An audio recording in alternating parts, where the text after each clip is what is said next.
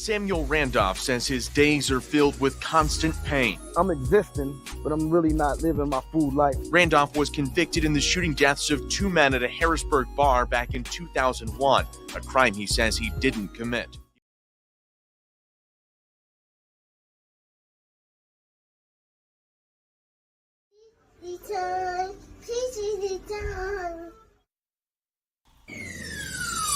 Let's talk about real life issues, love and relationships. Let's have a good time with the missus. Let's talk about celebrities. Let's talk about current events. Let's talk about things you don't see on regular TV. So join in on PEACHY Tea Time. PEACHY Tea Time. Tune in on PEACHY Tea Time. PEACHY Tea Time. Come join us on PEACHY Tea Time. PEACHY Tea Time. Join us on PEACHY Tea Time. PEACHY Tea Time. Yeah.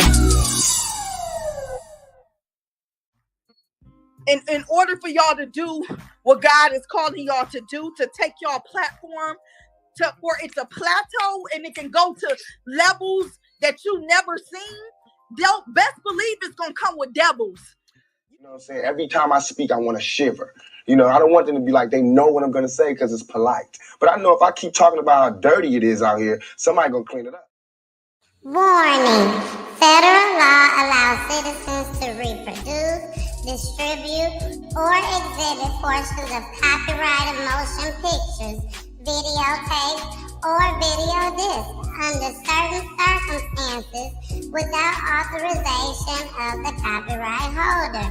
This is called fair use and is allowed for purposes of criticism, news reporting, teaching, and parody, which doesn't infringe of copyright under 17 USC 107. Hey!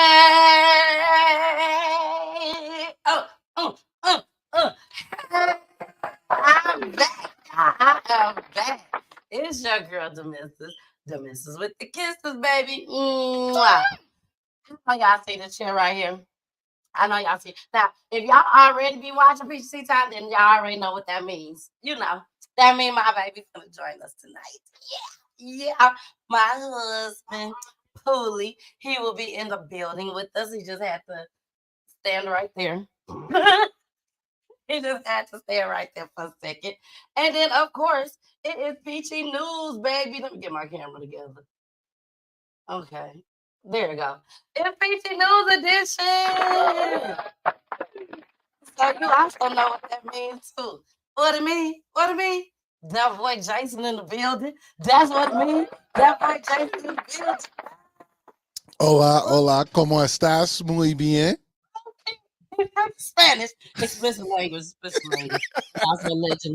But we ain't gonna do too much cussing tonight because our special guest, Sam said he just got off of a prayer line, and they watching, Jason. Hi, prayer line people. Hi, Pastor. What up, though? See, how you doing? How you doing? Everybody say amen. Everybody say amen. Hallelujah. Amen. Shout out to God. Shout out to God. Shout out to God. For real though, like for real. That's what we Our say. Our Father is amazing. Our Father is amazing. Yes, he is, and we're not joking. We may be laughing, but we ain't joking. Right. What up, though? What up, though? Oh, we forgot about Boo. Ain't nobody forget about me. Me and Jason did. Here I go. There I is. We done jump up. Okay. We done jump from shout out to God to Mr. God. I don't know if that's right. I don't know if that is appropriate. It's not appropriate, but we gotta say shout out to Mr. I got some more shout out. Shout out to my TT. Happy birthday, TT. Happy birthday, boo. We love you. And also, happy birthday to Lanisha. Happy birthday, Lanisha. Yes. All right, now we got that out the way. Jason, do your spiel. You gotta do it. Hey man, welcome, man, family. On, I see everybody in the building. Hold on, Jason. Hold on. we're gonna X out. Cut you off. We're gonna X out, our gifts because we're done. But go ahead. Okay, good. I'm glad you said that because I was, it might have came up, but I got you now. Shout out to everybody in the building. We see Sherry in the building. Was that Delicia? Miss Ward, I see you in the building. Aldra. Delicia was a guest on PEACHY time. I didn't want to mess it up. I knew I was going to mess it up, so I didn't want to do that.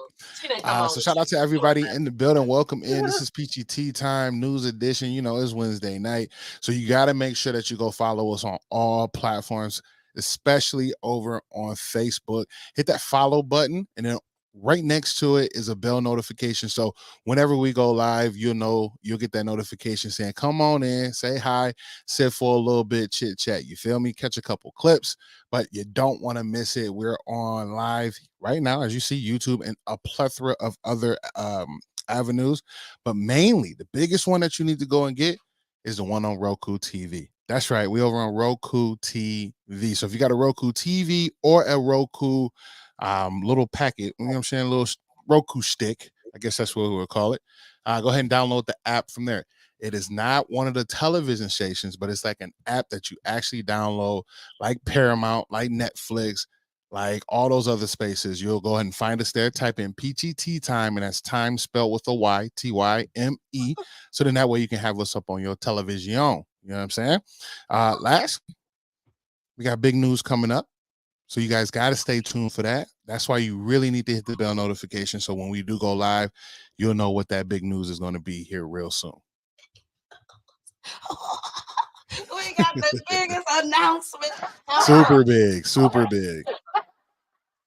I'm coming on tonight. We will not be giving the announcement. It's the worst teasers ever.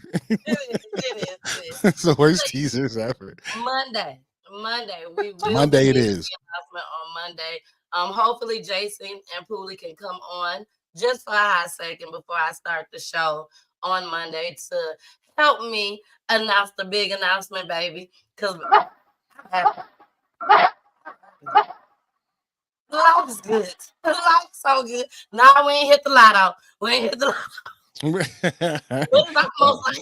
It's almost like it though.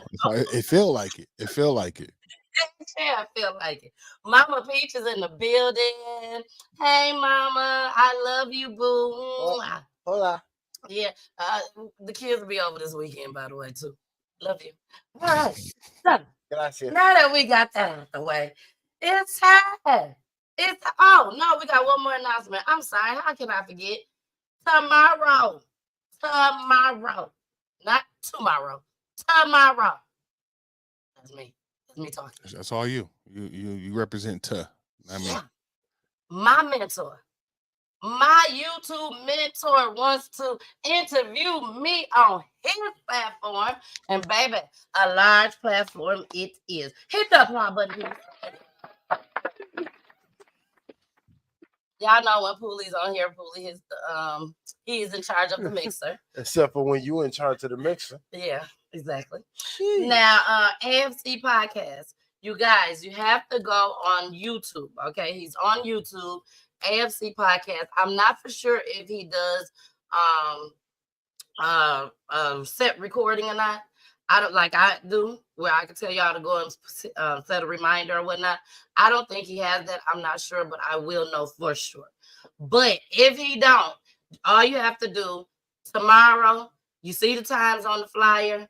Make sure you are in the building, because I know he's going to ask me some crazy stuff. I know he is. I just hope whatever he asks me, I don't get to sweating. I don't have to accidentally say, I don't know what happened to my internet. It just went dead. Hopefully we don't have to go through that, because I would not get embarrassed on nobody's platform. I would pull my own self down and be like, I don't know what happened to me. All right. Now we got that out the way. Let's start this show, baby.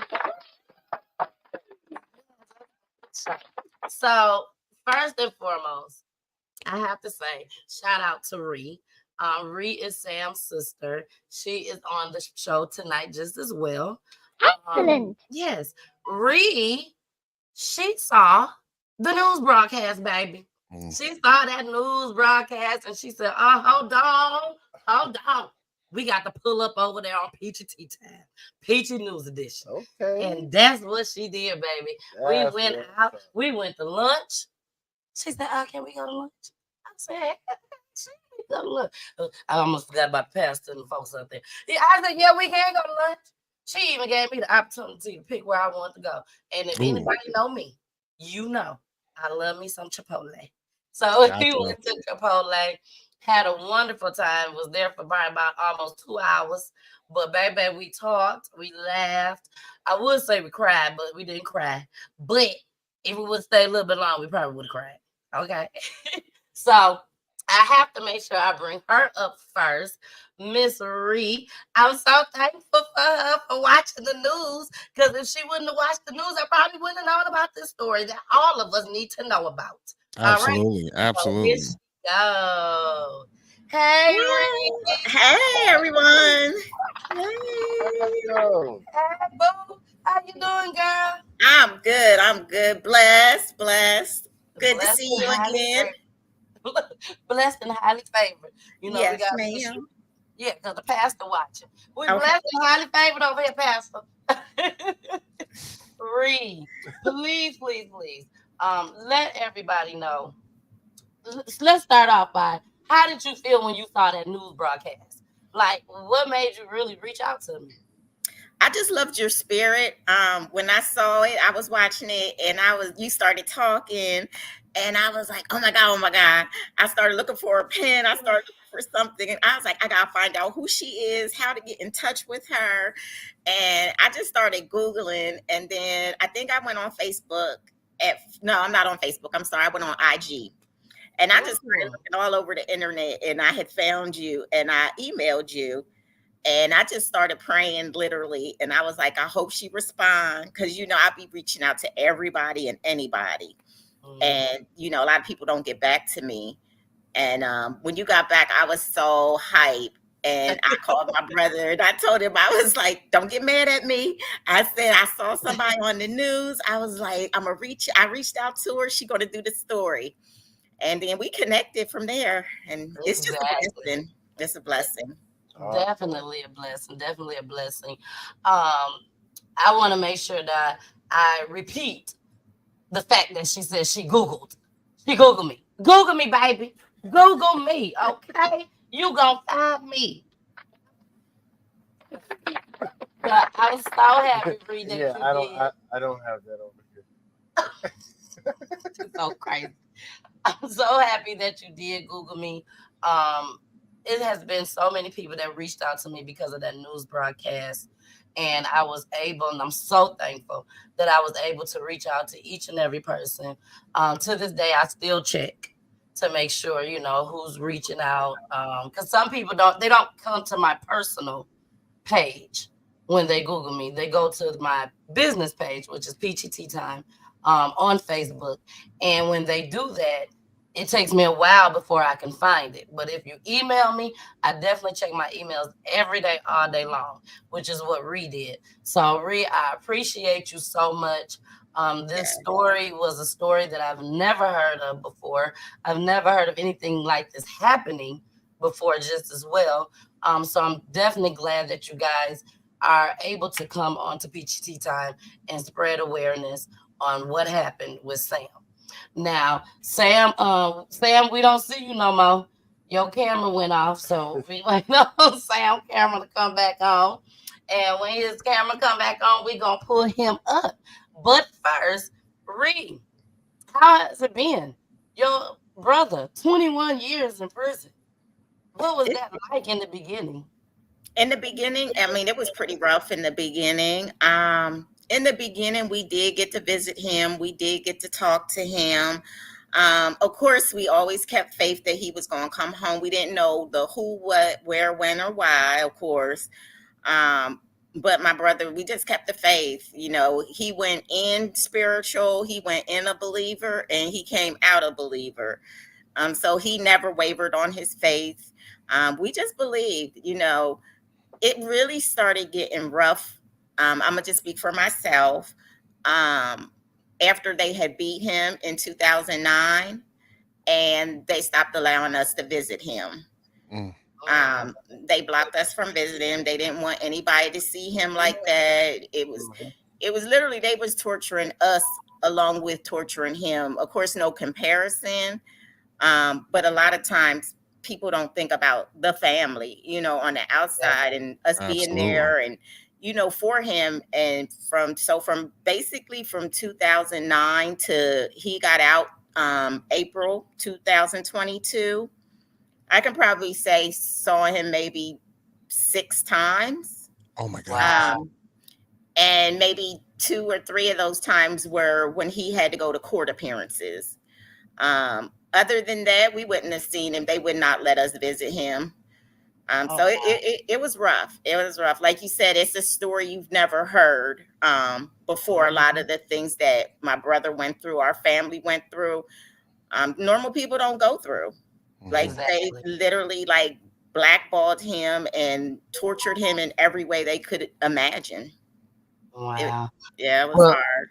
Well, again, I thank you so much for reaching out to me. Thank you for trusting me with your brother's story just Most as well. Definitely. And now I know y'all out there waiting. Y'all know y'all out there waiting. And here he comes. All right.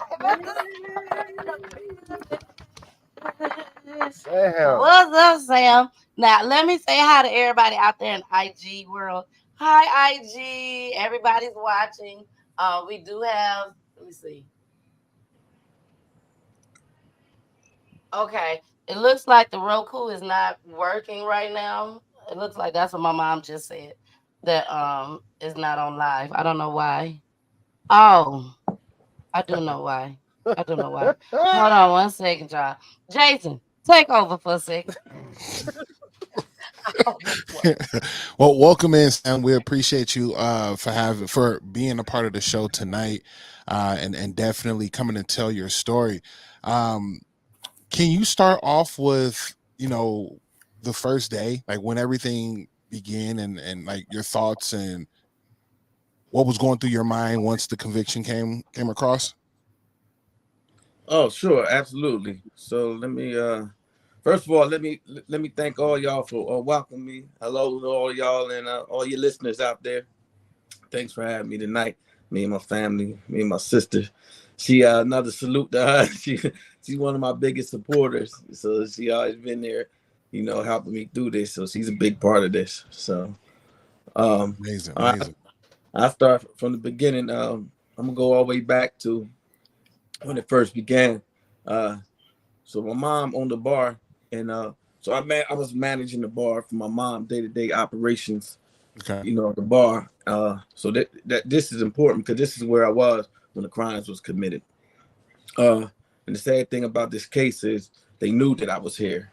You know, that's what makes this case so disturbing, because they knew I was innocent all along, and I was at work at the time that crimes was being committed. So that's where I was when the crimes was being committed. Running the bar every day, opening it, closing it, just putting in long hours for me and my mom and the family. So when I got arrested in September. No, I'm sorry. The crimes happened in September 2001. Mm-hmm. I got arrested Thanksgiving weekend of that same year. Got arrested. So I was out the county for about 2 years. Okay. Sat out the county. What makes it so crazy is once I got arrested, we was trying to get a lawyer.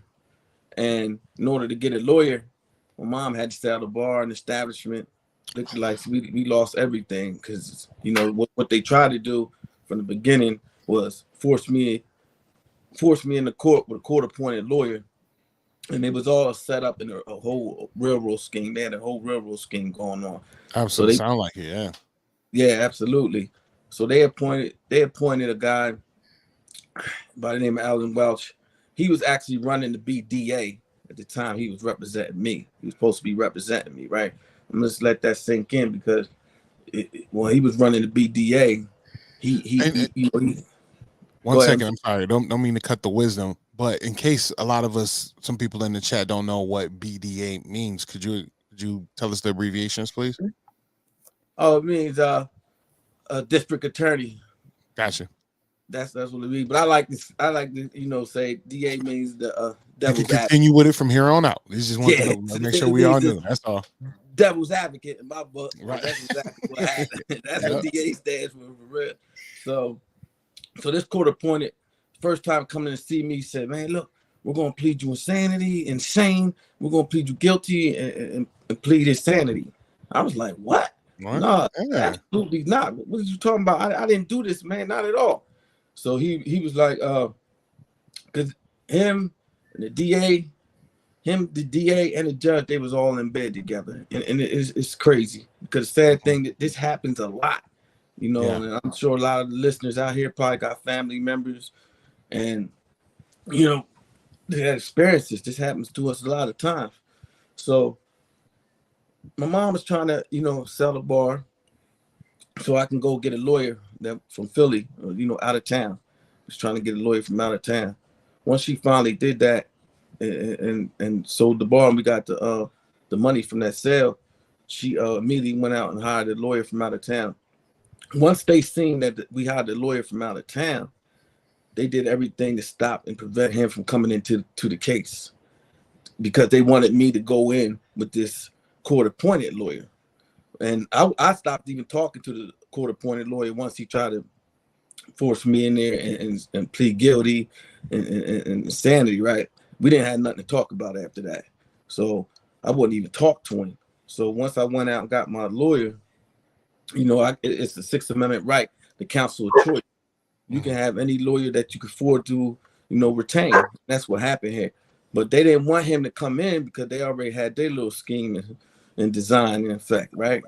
So they did everything to keep him out the case. And what the judge did, once he came and entered his appearance, the judge said he made it clear. He said, I just got the case. I don't got no discovery. All I need is a short continuance so I can get all the discovery and, read all that stuff and be prepared to go.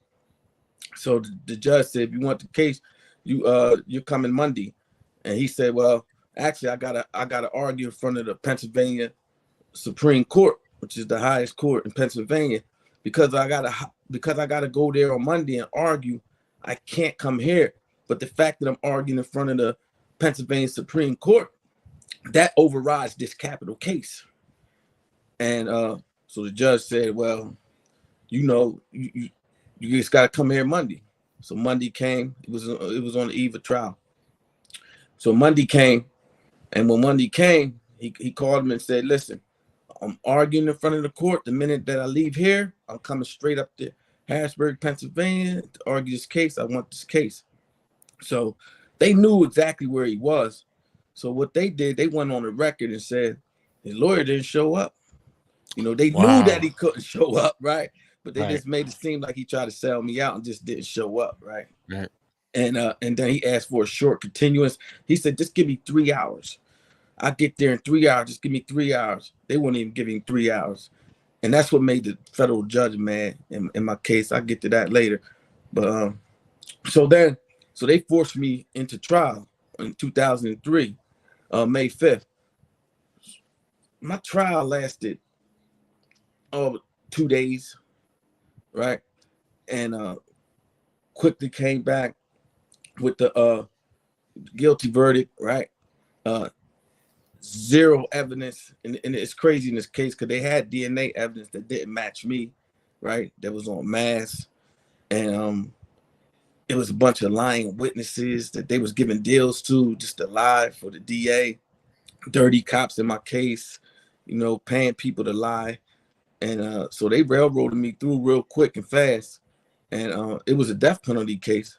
So my this lawyer that I wasn't talking to during the trial, I actually took over the trial. After I got found guilty, they wanted to go into what was called a penalty phase to see whether you're going to get life or death. It was a death penalty case, but that's a whole separate trial. And what that basically does is they wanted to do a bunch of mitigation, which is essentially is the time when lawyers will go in there and say this what happened to this man when he was young, or look what happened to his family, or where he came from. They try to mitigate it so to get you a life sentence instead of death penalty. For me, I took it over because I went pro se and took it over because my case wasn't about how I grew up and what happened to me when I was younger or my family. That isn't what this was about. My case was about these dirty cops, these lying rats and witnesses, this dirty DA, devil's advocate, right? Railroaded me. So I didn't want to muddy the waters. I didn't want none of that other stuff because all that was irrelevant to me. I didn't want to get into what happened. No, this wasn't about what happened. I didn't do this. This is all this is about, and I'm being railroaded. So I waived that mitigation process. And then of course they came back and sentenced me to death. And okay, I gotta stop you right there. Please let everybody know. What was your feel? How did you feel when they said death row? Like, what happened to your body when they said death row? Because that means you were supposed to die there. That's what that means. And you didn't do what they said you did. So how did you feel at that moment? At that moment, it echoed and reverberated through my spirit. I turned around. I looked at my mom, my children, everybody there that was there to support me. And, I was making sure I was trying to stay strong for them because they was all crying, and understandably so because of what just happened. And they knew that I was innocent and it was crazy. So it was range like a roller coaster of emotion, all sorts of, emotion. Me studying I started studying the law then. So I knew it was going to be a long process. So it was just all types of stuff going in, but I was still standing on my faith. I knew God had me. I knew God had my back, right? So I was definitely standing on my faith on that. And then I spoke about that in court a little bit and explained.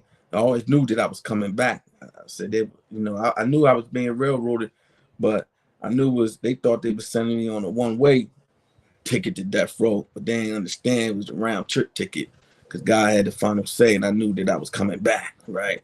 I just knew it was going to take some time, right? I didn't know how long, but yeah, I definitely knew. But to answer that question, it was a lot of emotion that day in that courtroom.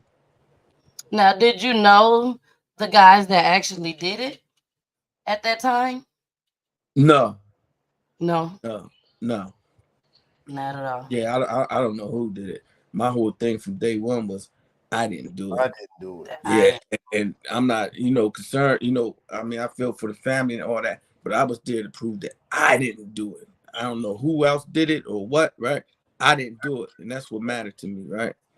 And that I could always establish my innocence. That's all you can stand on. Right, exactly. Exactly. Now, after the fact that they told you that you were in here for death row, you said you started studying the law. What were some of the things that you studied and what did you come up with?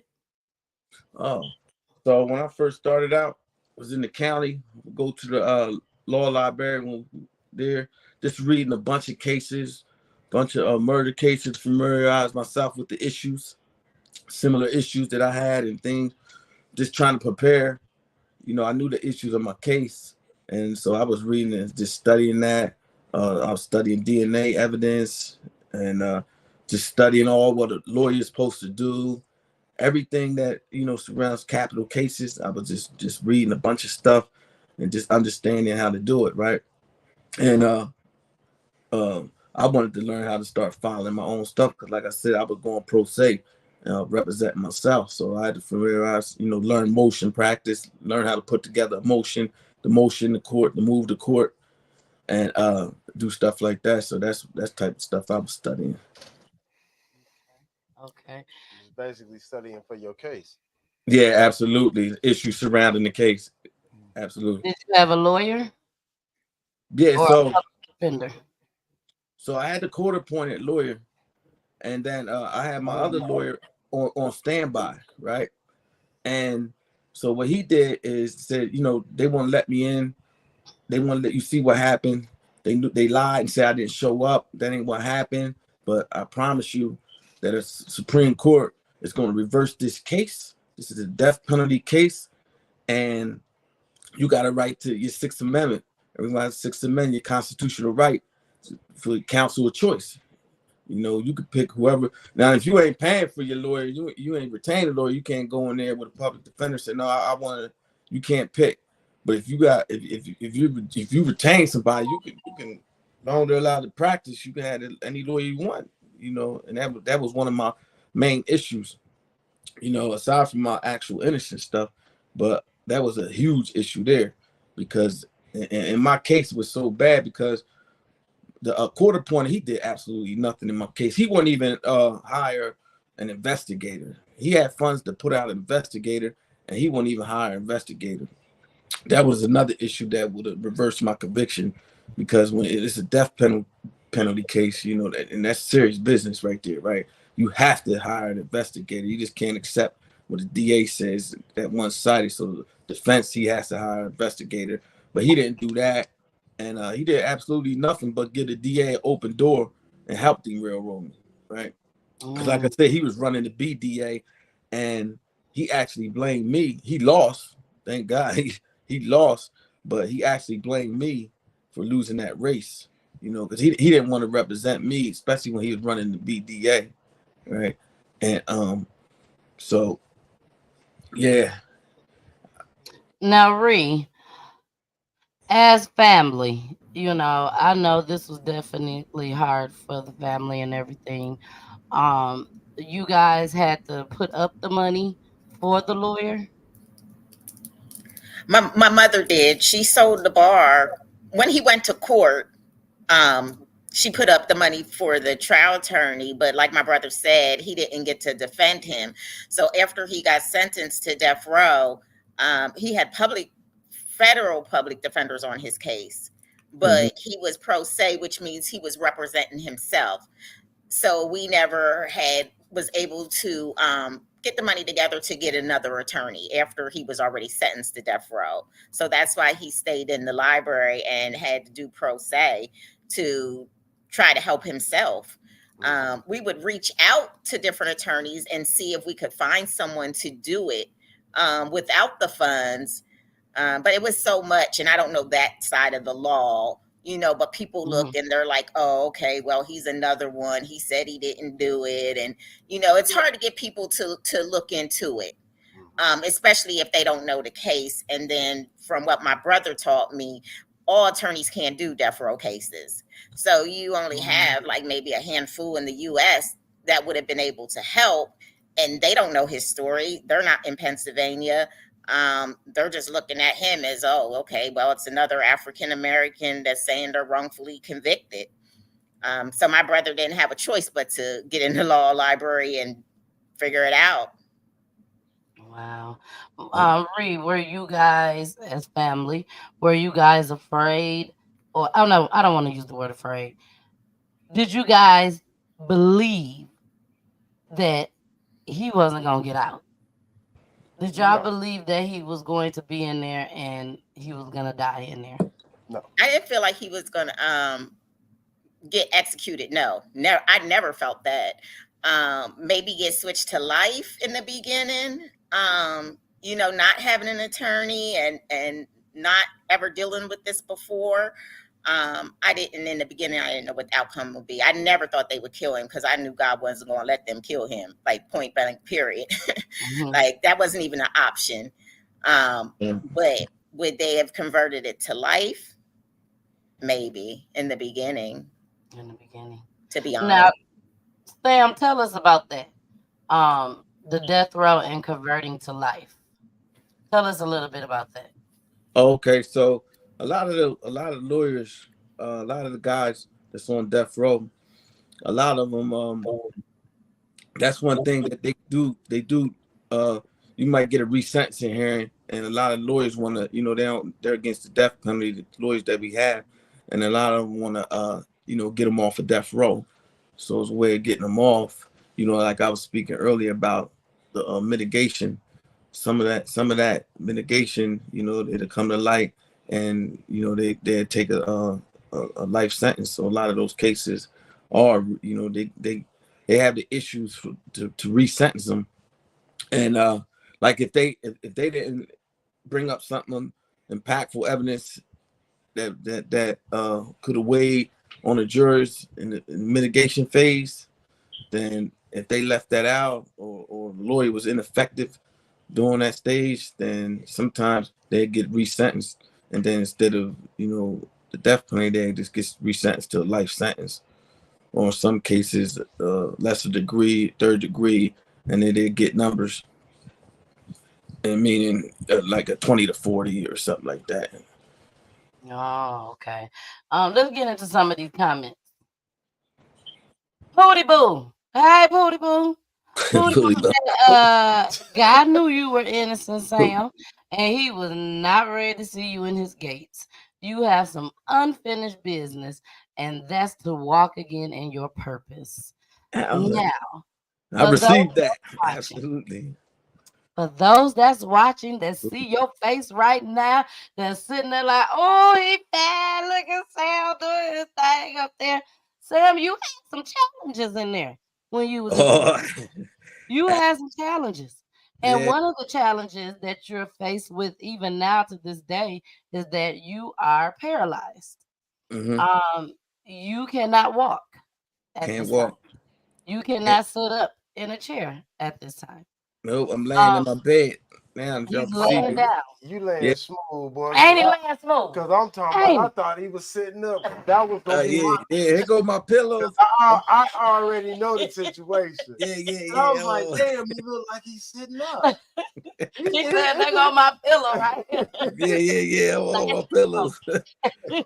Yeah, because please tell everybody what happened.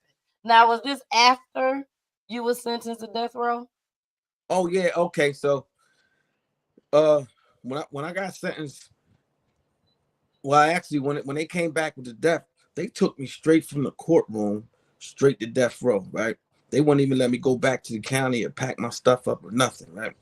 So then I went through the processing center, and was about 10 miles away from the courthouse. And so I sat there for about 2 months. I ain't officially get sentenced to death row to 60 days later because they did a pre-sentence investigation. So I had to come back 60 days later, and they made it official. But I went to death row that day. And so then when they finally shipped me to the jail, and when you're on death row in Pennsylvania, you can only go to 2 jails. Excuse me. One on the eastern side of the state and one on the western side of the state. So they sent me all the way out by Pittsburgh. And it's crazy because it's the furthest away from my house. It was 4 hours away from home, from family and friends and all that I knew, right? So they sent me all the way out 50 miles south of Pittsburgh. And when I tell you, it's Trump land out there. That's the best way I could put it. You know what I mean? It's Trump land out there. It's super racist and vicious out there at the western side of Pennsylvania, right? Yeah. The eastern side is a little more liberal because it's Philly and all that's over there on the eastern side. But that western side, it's just Trump lands. You know, that's the best way to describe it. So that jail I went to was actually ran by Nazis, like some neo-Nazis, super wicked racist boys. The guards, they had swastikas all up in the jail, and like the guards did, right? And they had a notorious history for terrorizing, brutalizing, beating prisoners, right? So when I got there, you know, that's where death row was. And that environment there, it was crazy because what they wanted to do is a lot of these guys, you know, that came straight out of the military, they and this ain't no knock for everybody in the military, but that's what they wanted, young guys from the military, you know, and they to run these jails out there. And they came in and they was just straight torturing us. They would just come mess with us because we was on death row and bang on our doors, deny us food. We was locked down. 22 hours a day and 48 hours on the weekend. We never came out.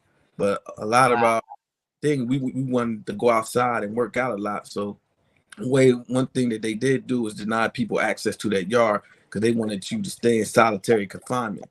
You know, that solitary, that's what they love up there. So, you know, I was one of the persons that fought back though, because you know I was learning the law, so I learned the grievance system. We had to file grievances, right? And I learned how to do that because I was one of the ones that fought back against that, you know, that racism and just there was some wicked demons. So I learned how to do law, file lawsuits and all that. So part of that process is filing grievances. Because I was one of those that did that, I became a target for them. And that's how I got injured, you know. And But for those that don't know what file a grievance is, what is that? oh, okay, so that's a complaint. It's official form, you know. In jail, if something happens, it's a complaint you file. If they deny you a tray or refuse to let you go to the yard, and you want to complain or write the situation up, you just got to do a form. It's a grievance form that they have. And even though most of them, they're going to deny it anyway, because that's what they do. They protect each other and they deny it. But for lawsuit purposes, it's a part of the process that you got to fully exhaust, meaning you got to file that complaint, and appeal it all the way up to central office to the end before you go to the courts and file a lawsuit. So that's what they call fully exhaust. And that's part of that process.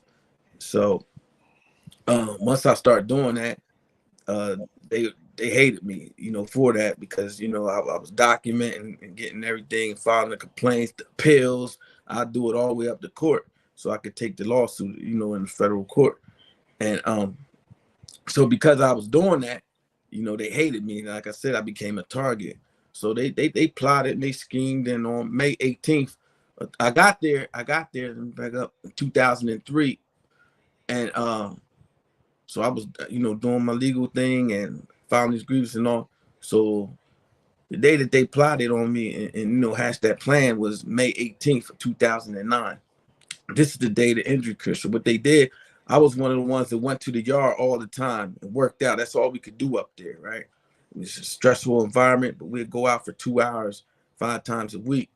And so I would work out all the time. So, you know, I was in real great shape. And so what they did said, they waited till I was handcuffed behind my back. So on the way to the yard, they knew I would be handcuffed behind my back and defenseless, right? And that's when they, you know, attacked me. I was attacked by 3 prison guards. So when they picked me up and slammed me to the ground, 2 of them fell on my back, spine, and legs. That's what caused the injury, you know. And I ain't walked since that day. And so you ain't cussed them out. You ain't go off on them. It's strictly because of the grievances. Absolutely. Yeah, it was retaliatory. Yeah, because so of those you ain't grievances. see it coming. No. Yep. Wow. So that's what they did. They waited till I was handcuffed and on the way to the yard, just like a normal day. And they waited till I got in a little hallway on the way to the thing. And because of death row, the actual attack was it was on surveillance, right? But they destroyed the footage, you know, because the death row is high security. They got cameras everywhere, right? And they actually lied and said the cameras wasn't working that day because they knew that, you know, what they did was caught on video, but they, you know, they just destroyed it and said it wasn't working. And these was all white guards? Yeah, yep. All white racist guards, yep. Already know they not. Yeah. Once he said swastikas on their arm, I know there ain't no brothers in there that's with them working. They got this sold up.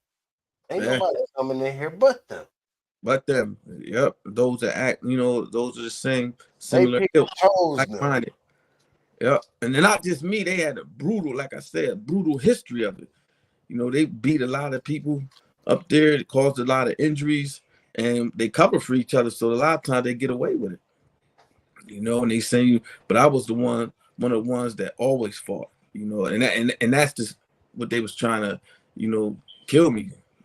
That's the best way to put it. That's exactly what they did, because that's when that torture started from that day. You know, and it just made me fight even harder. But thank God that, you know, I had my sister and friends and family, some lawyers that helped, because the torture was just so crazy. And I went through all sorts of torture. And that wasn't the only time that I got beat. Several times they ran in on me when I was handcuffed, like 4 or 5 of them. You know, that's what they do. They run in on you, and they do it several times, and they're just trying to break your spirit. And they're just pure isolation. They wouldn't let me take a shower because they knew that I love taking showers, right? And so one of the things that they did to try to break me, they didn't give me a shower for 14 years. They didn't bring me out the cell for 14 years, right? They didn't bring me out the cell, to go out to the yard. And sometimes I'll be in just like a windowless cell, no sunlight, and it's designed just to make you unravel and, deteriorate and break down mentally, because I kept fighting and fighting. I was determined not to allow them to break me. It only was, it was by the grace of God. And this is after the injury. Yeah, after the injury, they kind of like turned it up on the torture with starving. And one of the things they did was because I knew how to petition the court. I filed emergency injunctions to the court, explained to the federal judge, and one federal judge, he stepped in, and they would what they said to the judges, Your Honor, this man, you don't know him, he's on death row, he's extremely violent. They was lying. He said he's extremely violent. We can't open that door to feed him because of my injury. I couldn't get up and come to the door to get the food, right? So they knew that I couldn't, and sometimes they just sit it on the door. So if you're hungry enough, throw yourself on the floor, crawl over here if you want to eat. I'm in the back of the cell, and I couldn't reach the food, right? So I explained to the court, and they would let me go days without eating, and they hated me anything. Or sometimes they'd throw the food on the floor because the way the doors are set up, because it's death row, it's high security, so they got a slot on the door, a wicket slot that they open, and everything comes through that slot because they don't want to open the door. They're afraid to open the door, and because I'm in the back of the cell, injury, and can't walk and get out of bed, my food sat on the door. So when I petitioned the court, the federal judge said, I don't care what he's in there for, what you're not going to do is starve this man. Open that door. I'm giving you a court order. Open that door. Go put that food in that man's hand. You can't starve him. And I was just explained to. So that federal judge, he did that. He said, and then they responded and said, no, this man is extremely violent. If we open that door, he's going to attack us. So that's why we don't feed him. Wow. And with the judge, he saw through it. He wasn't by. He said, I'll tell you what. At least somebody saw through. Yeah, absolutely. So then he said, if you don't want to open the door, give him a cart, put it on his cart. And that's what they end up doing. They put a cart in my cell, and I tied a string to it. So it was like on a pulley system. I pushed the cart up, they placed everything on the cart, and then I just wheel it back to me. And that's how I was eating. And Maria, I know this hard listening to all this. I know you done heard it before, but I know this got to be hard as a sister. I have a brother, and I am going to play that news broadcast that you saw just as well. I'm gonna play that before the end of the night. But I got to ask, Sam, when they beat you, we know you couldn't get up right then because you was paralyzed then. So what happened from the time that they literally got done beating you until, did you go to the hospital? Did they take you straight to the hospital? Like, what happened right after they beat you? Oh, so it's crazy. So after they beat me and slammed me to the floor, right? These jokers, they left me laying on the ground for about an hour, just laying there, right? And couldn't move. They called medical. Them bastards. Sorry, Pastor, I had to say it. Yeah, they left me laying. They left me laying on the floor, and it was like, he's faking. There's nothing wrong with him. He's faking. And I laid on the floor, handcuffed behind my back, in crazy pain. Couldn't move for about an hour, right? So then the medical finally came over.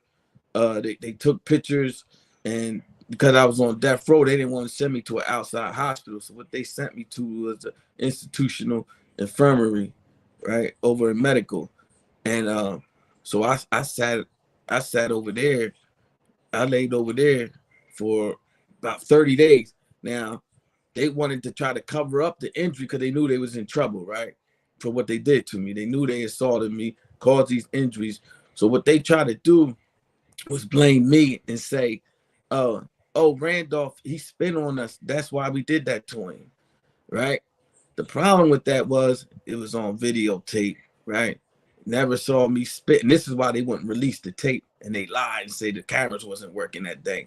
But I promise you, because of death row, it's high security. If a camera goes down, they immediately call maintenance. They get it up right away because they got to have it on, everything on video over there. That's coming from central office, right? And so that day they lied because they knew I didn't spit on them, you know, and they knew that cameras wouldn't show that, right? So that's why they did that. So I was laying on the floor. They finally came and got me and just left me on the bed over there in medical about 30 days, you know. And then they gave me a misconduct for about a year in the hole. Gave me a year in the hole for that to try to cover up their actions, right? They fabricated the misconduct, lying, saying I spit on them. None of that stuff never happened, right? And but they was trying to cover it up and justify that for what they did, right? But it was all I've been a target to them. So after that, I went to the I started fighting with them about the through the grievance system, you know, filing grievance to get to an outside hospital, right? And because I knew once I get to an outside hospital, I can get the treatment that I need, right? And one thing about I finally got them to agree with some help from some lawyers and my family to send me to get an MRI. One thing about an MRI, you can't fake an MRI out. Either you got injuries or you don't, right? An MRI is going to pick that up. In my situation, the MRI showed that I had, it was my L4 and L5 spine that they messed up, right? I had a tear in my spine too. So it showed all that on the MRI. So now they couldn't say that I was faking or malingering, you know, faking, right? They couldn't say that and lie no more because the injuries was there. And but the torture and all that stuff didn't stop. They kept me in the hole. They kept me in the hole for that for about 2 years, right? Wow. And during the whole time, and what they kept trying to do once I, you know, I was just fighting for my life, and it got to a point I wouldn't even eat no food from them no more because I had my own food. My family would send me packages of food. You're allowed every 90 days, your family could send you a box of food through their little system, right? And that's what I would eat, like packs of tuna fish, peanut butter. I couldn't eat their food because they were spitting in the food. Sometimes I open a tray and it'd be all the little racist white boys out there. They was like they chew that tobacco, right? And sometimes they just be spitting on the tray. Sometimes they spray disinfect on the food. I got sick from them spraying disinfect on it, so I stopped eating the food. Period from them, right? And so what they did is, I had food in my cell, like piled up, a bunch of food, you know. And so what they wanted to do is separate me from my food and try to force me to eat their food, right? And I was determined not to eat their food. So what they did is they took me down to medical, separated, and put me in the cell, stripped me out naked, put me in the cell, and just left me in there, right? Now I couldn't have access to my commissary, so they try to make me eat their food, and I'm still determined not to eat their food though, right? So we end up going to court, but this is when they hatched it. You know, one of the most evil and sinister plans. Their plan was, in order to, you know, try to kill me, what they tried to do was go to court and say that I was trying to commit suicide by not eating, right? Because I was still drinking water like that, but this is what they wanted to do. They wanted to get a court order to force feed me. And this is how diabolical these demons are. They went to court, got a court order, right? The judge said, when we went to court, the judge said this man's allowed to protest if he don't want to eat your food. He don't have to eat your food. Let him eat his own food. They didn't want to hear that though. So what they did is they went back 3 days later, filed an emergency petition and lied and said I was on my deathbed. If this judge didn't grant the force feed motion, then I was going to die. You can only force feed somebody to preserve life. You can't force feed them because you hate them, or like in my situation, right? I wasn't on my deathbed. I never needed to be force fed, right? But what they did, they kept telling me, even before they got the court order, they kept saying, "Oh, we're gonna teach you a lesson. We got something for you. We gonna get you. We gonna get you." So when they secured that court order, they came back and laughed, and it was like, "I bet you didn't we tell you we was gonna get you?" So here's what they did: they chained me down, handcuffed me, and shackle me to a hospital bed, right? To force feed me. And instead of putting it, they use the nasal gastric tube, supposed to go up your nose, down into your stomach, right? You could tell when it's in somebody's stomach because they blow air bubbles in it. They can say, oh, that's what I know it's in your stomach. Instead of putting it in my stomach, they perforated and forced it into my lungs, right? So what they was essentially doing was drowning me. They was putting fluid in my lungs and drown me. The plan was to botch the force feeding, right? To botch it and say we had a legal, then they could try to run and hide behind the court order. That was the plan. Right. Said, we're sorry, we was just trying to force feed it, but they deliberately put it in my lungs, right? And this is how wicked these people were, right? And they see me, I'm struggling against the chains, because they're suffocating me. Anytime fluid is going into your lungs, you drowning, right? And so they're suffocating me, and they just stand there laughing, right? Just like we told you he's gonna get you, didn't we? He got your ass now, right? And they try to kill me, right? They force fed me like that. They did this to me 11 times in 3 days, right? Wow. And way too many times, right? And the sad thing is, I never needed to be force fed, right? Because I wasn't on my deathbed, So they just did it, but that's just one of the many things, like incidents of torture, because they were just trying to break me, my mind and spirit, right? And they really hated me that much because I was one of the ones that fought back and filed lawsuits and stuff, right? So yeah, it was crazy, from the denying the showers, denying me to go outside. Even when we did go outside, on death row, it's an adult kennel. You going into a small little cage, little dog cage. That's what they call it, dog cages, right? And you just take a few steps. When you walk, you got to turn around. You can't really do nothing in there. It's crazy, but it's a little fresh air from outside. But they denied me that too, right? Over the years, it just was crazy, and just a lot of torture. You know what I mean? Wow. Well, we're going to go into a small little break. And when we come back, we have a news clip that we're going to play of when you was released. Okay? Yeah. So we're going to show that video. We're also, when we come back, we're going to ask you a few more questions before we play that clip, okay? Okay, let's do it. Ree, if y'all need to do anything, now's the time. We're going to go ahead and get into a small little commercial break. And we're going to start this commercial break off with the news broadcast that Ree saw me on. And again, if anybody would like to come on PEACHY Time, what you laughing for? She saw you on the news.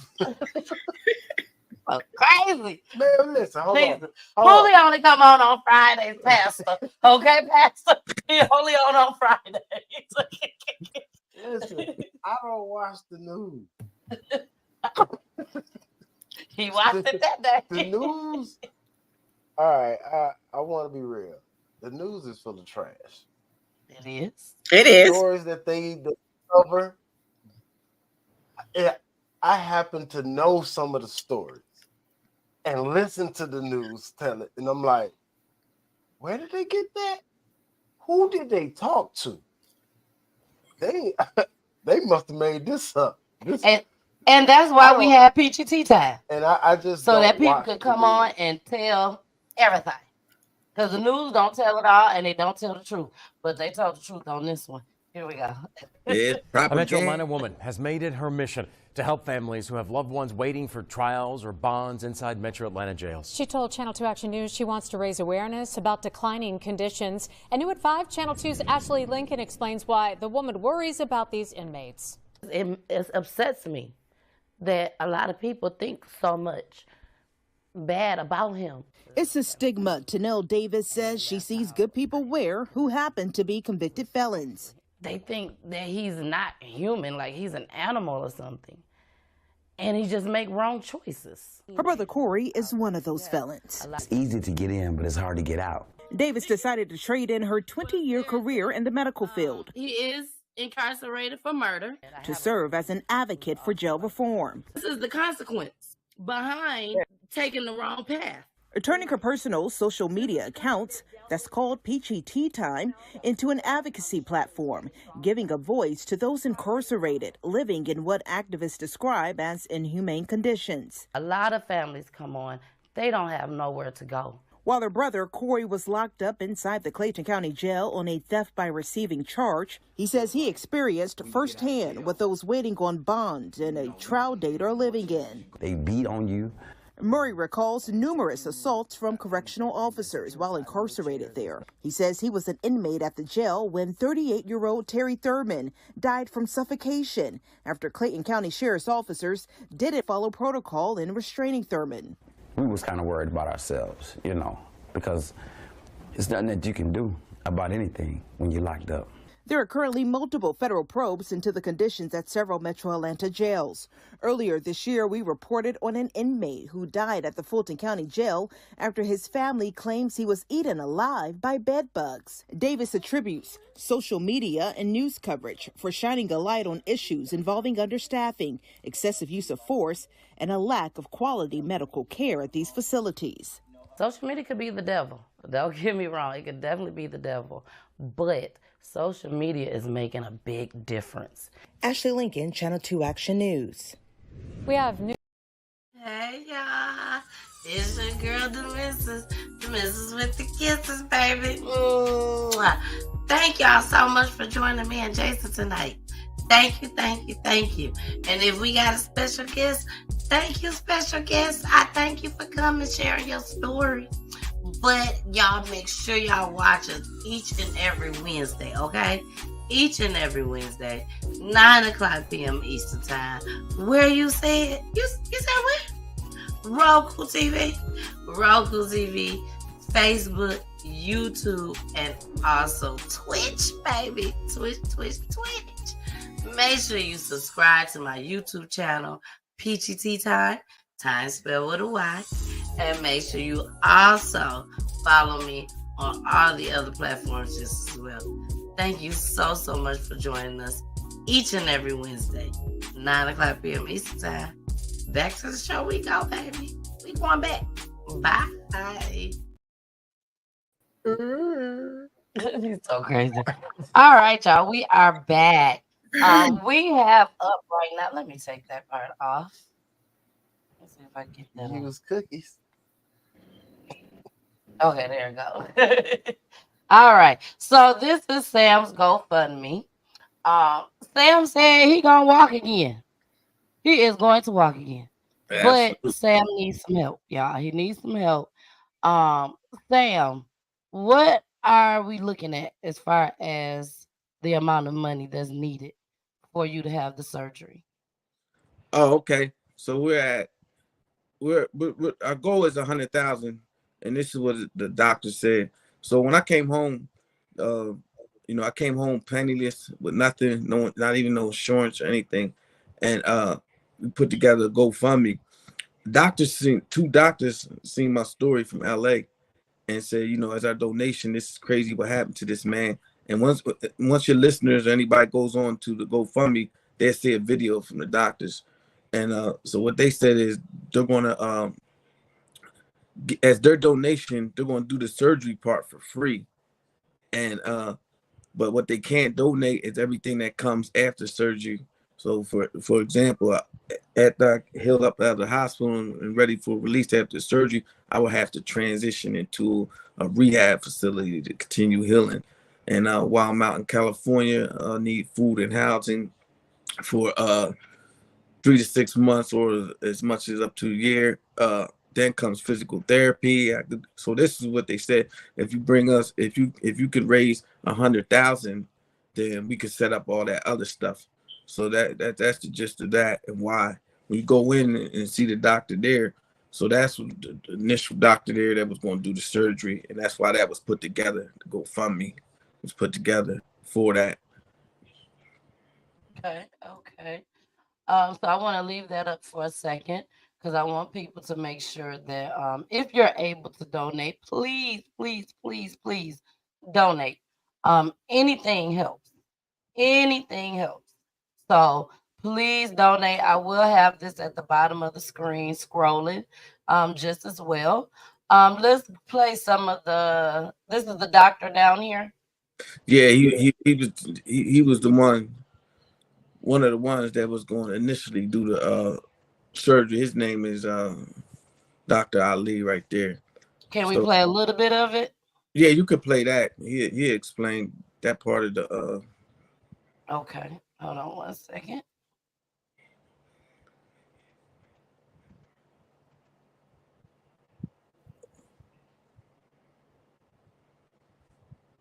Hi, I'm Dr. Ali Messiwala, and I'm a neurosurgeon in Southern California.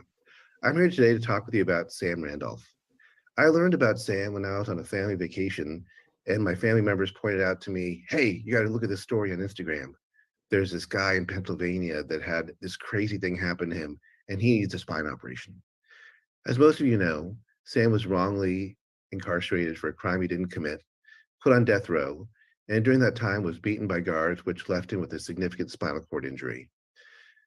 We've had the fortune of meeting with Sam, not only virtually, but in person, and have taken steps to get the medical imaging needed to understand what his problem is, and equally important, how to help him. Today, you're being asked to raise money for Sam, but you're not raising money for me or the operation that we're performing. You're really raising money to help Sam get from Pennsylvania to California for his surgery, and more importantly, for all the physical therapy, rehabilitation, and other care that he will need after surgery in order to help him become independent. Sam's problem is a complicated one. He is unable to sit up, he can't stand, and he can't use his legs. Our goal is to perform an operation which allows him to have less pain than he does, hopefully be pain-free, and get up, move around, sit in a wheelchair, and become independent. It's going to take at least a year, maybe a year and a half, for Sam to realize the full benefits of his surgery. Even then, he's unlikely to be the independent person that he was before he was beaten by guards.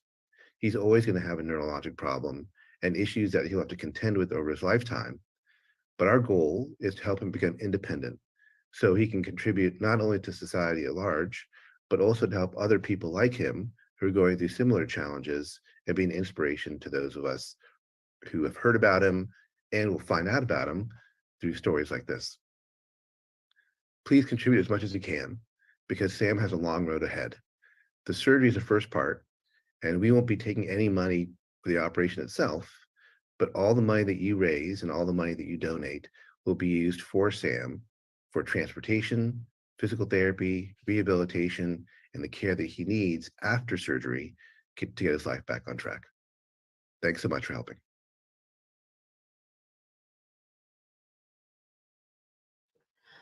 All right. So, with that being said, because me and Sam has already discussed this. Shut up. Doc. Hold on. What? Sam, yeah. do you want to briefly tell us a little bit about this doctor? Because you're not going through him any longer, correct? Yeah, that's correct. So when I came home, I tried to I had to try to sign up for like local insurance. And the problem when I came out to California, I couldn't take Pennsylvania's insurance with me, right? And so I came out here and I lost that. And then I couldn't get insurance out here because you got to be a resident of the state. And once I got a place out here though, I signed up for the local. It's called Medicaid. It's called Medi-Cal insurance. So now I went there and seen another doctor and specialist. I'm going back tomorrow, but I got some more doctors on my case now. That's from and it's still some of the same issue. Like it costs so much, but they're saying they're going to reorder all my stuff. And they did that last week. And so I'm going tomorrow for some more testing. I got MRI and stuff to do. So it's like starting a process over. But it's still the same thing with the finance and the funding and all that. Because in California, like it's just crazy out here as far as the expenses and stuff. And yeah, it's just crazy expensive. So yeah. So we have a question in the comments. Hey, John Dale, how you doing, girl? John Dale said, let me ask this. So after you were released, did you try and sue the jail or the guards?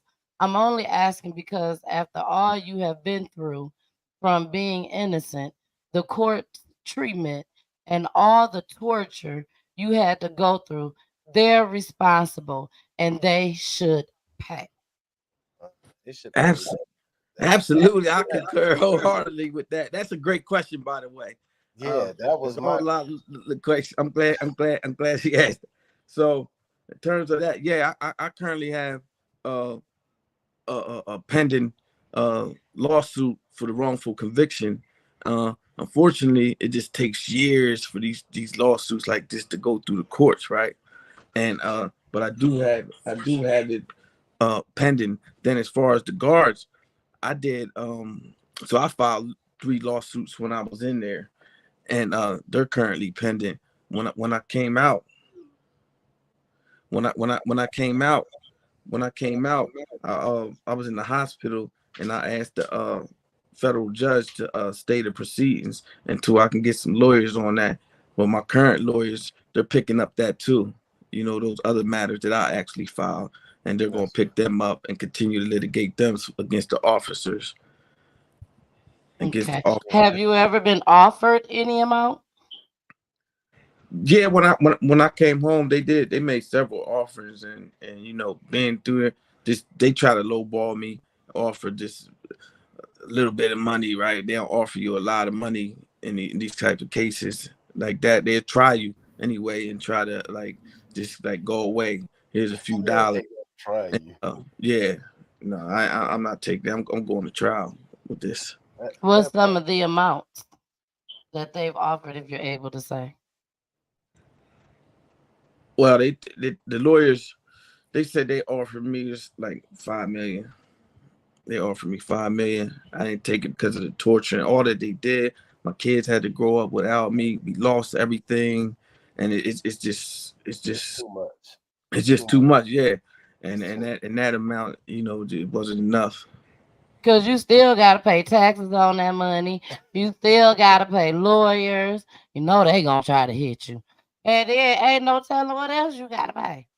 Because we don't know everything.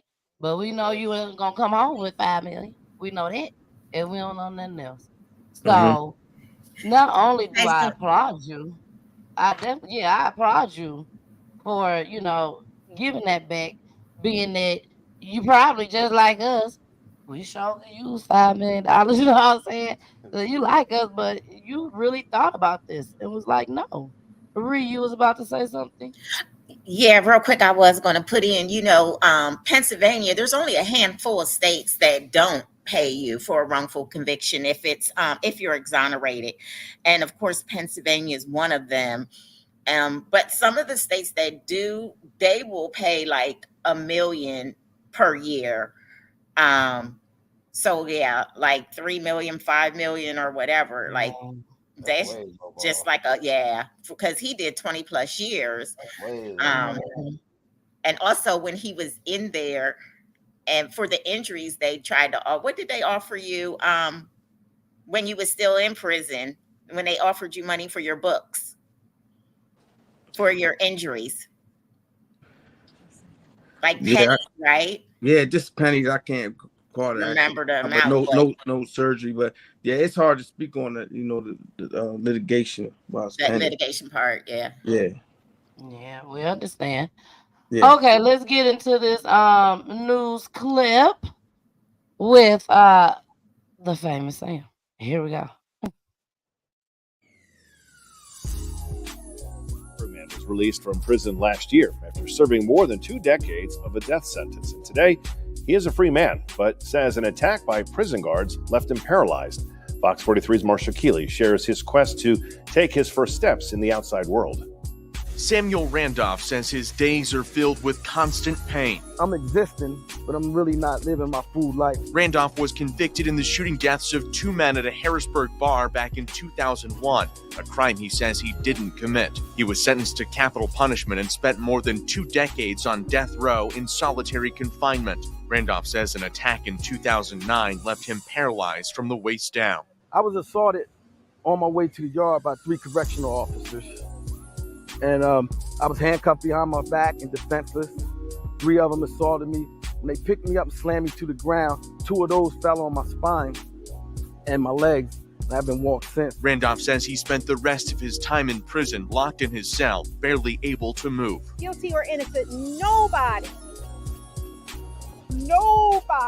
deserves to be treated like this. They just put me through pure torture that I won't want to see anybody endure or have to go through. In 2020, a U.S. district judge overturned Randolph's conviction, saying the judge who presided over his trial violated Randolph's right to choose his attorney. Randolph was released from prison in April 2022 after the U.S. Supreme Court declined to review the case. Dauphin County District Attorney Fran Chardo dismissed the charges, noting 2 officers involved in the case had since died and a key witness would not testify. Randolph has his freedom, but wants his life back. A California surgeon has agreed to help for free, but Randolph says he needs $100,000 for medical transportation and physical therapy. This man deserves a chance to walk, to play with his grandbaby, to be able to stand up and hug his son.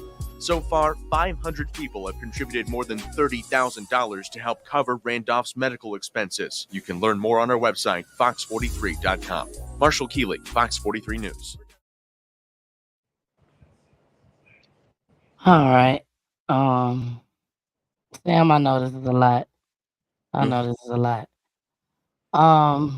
Here on Peachy Time, we always dig down deep on Peachy News Edition. When you came out, not even when you came out, when they told you you was exonerated, you about to go home, I know you was happy. Like, so happy. Like, oh my gosh, it worked. I did it. Whatever you want to call it. I'm going home. I know you was excited. But when you walked out, when you rolled out on the stretcher and you see the outside, you see the buildings, but you can't get up. How did you feel at that moment? Because I know it had to come to like a reality moment for you. Yeah, definitely, for sure. You know, I was so happy just to see my family and you know, everybody. My sister Ree, they you know, they was all there, and they came to I went straight to a hospital from the county jail. You know, they transported me to the hospital, but you know, like you said, so just so thankful to God and so happy, right? But then yeah, definitely came that moment when, like you described it, right? And what I felt was that I was existing, I was happy to be alive, but I wasn't able to live my fullest, you know, my full life because I was limited by the, you know, immobility, right? And so yeah, that kind of, so I'm laying and I was confined, you know, still to my in my bed. Once I got out the hospital, I just went straight to a room. But it started feeling like jail again because I was trapped in the house now, right? And I'm like, man, I can't leave this house. And it's just reminded me of that solitary confinement again. And you know, because I couldn't get out. I always wanted to get to a beach, and you know. And just lay on the beach, and because you know my situation, every time that I had to get transported somewhere by ambulance and a gurney, and so I was trapped a lot.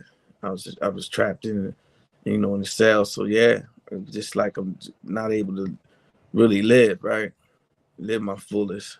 And but yeah, that's to answer your question. That's how I was feeling, like existing, but still not living life to the fullest. Exactly. Jason, you got something you want to say? No, but I'll take the question that Carmen is, you know, putting in the chat. She said, what is the reason for you not being able to sit up? Oh, so my injuries is at L4 and L5. Yeah. I got a tear in there.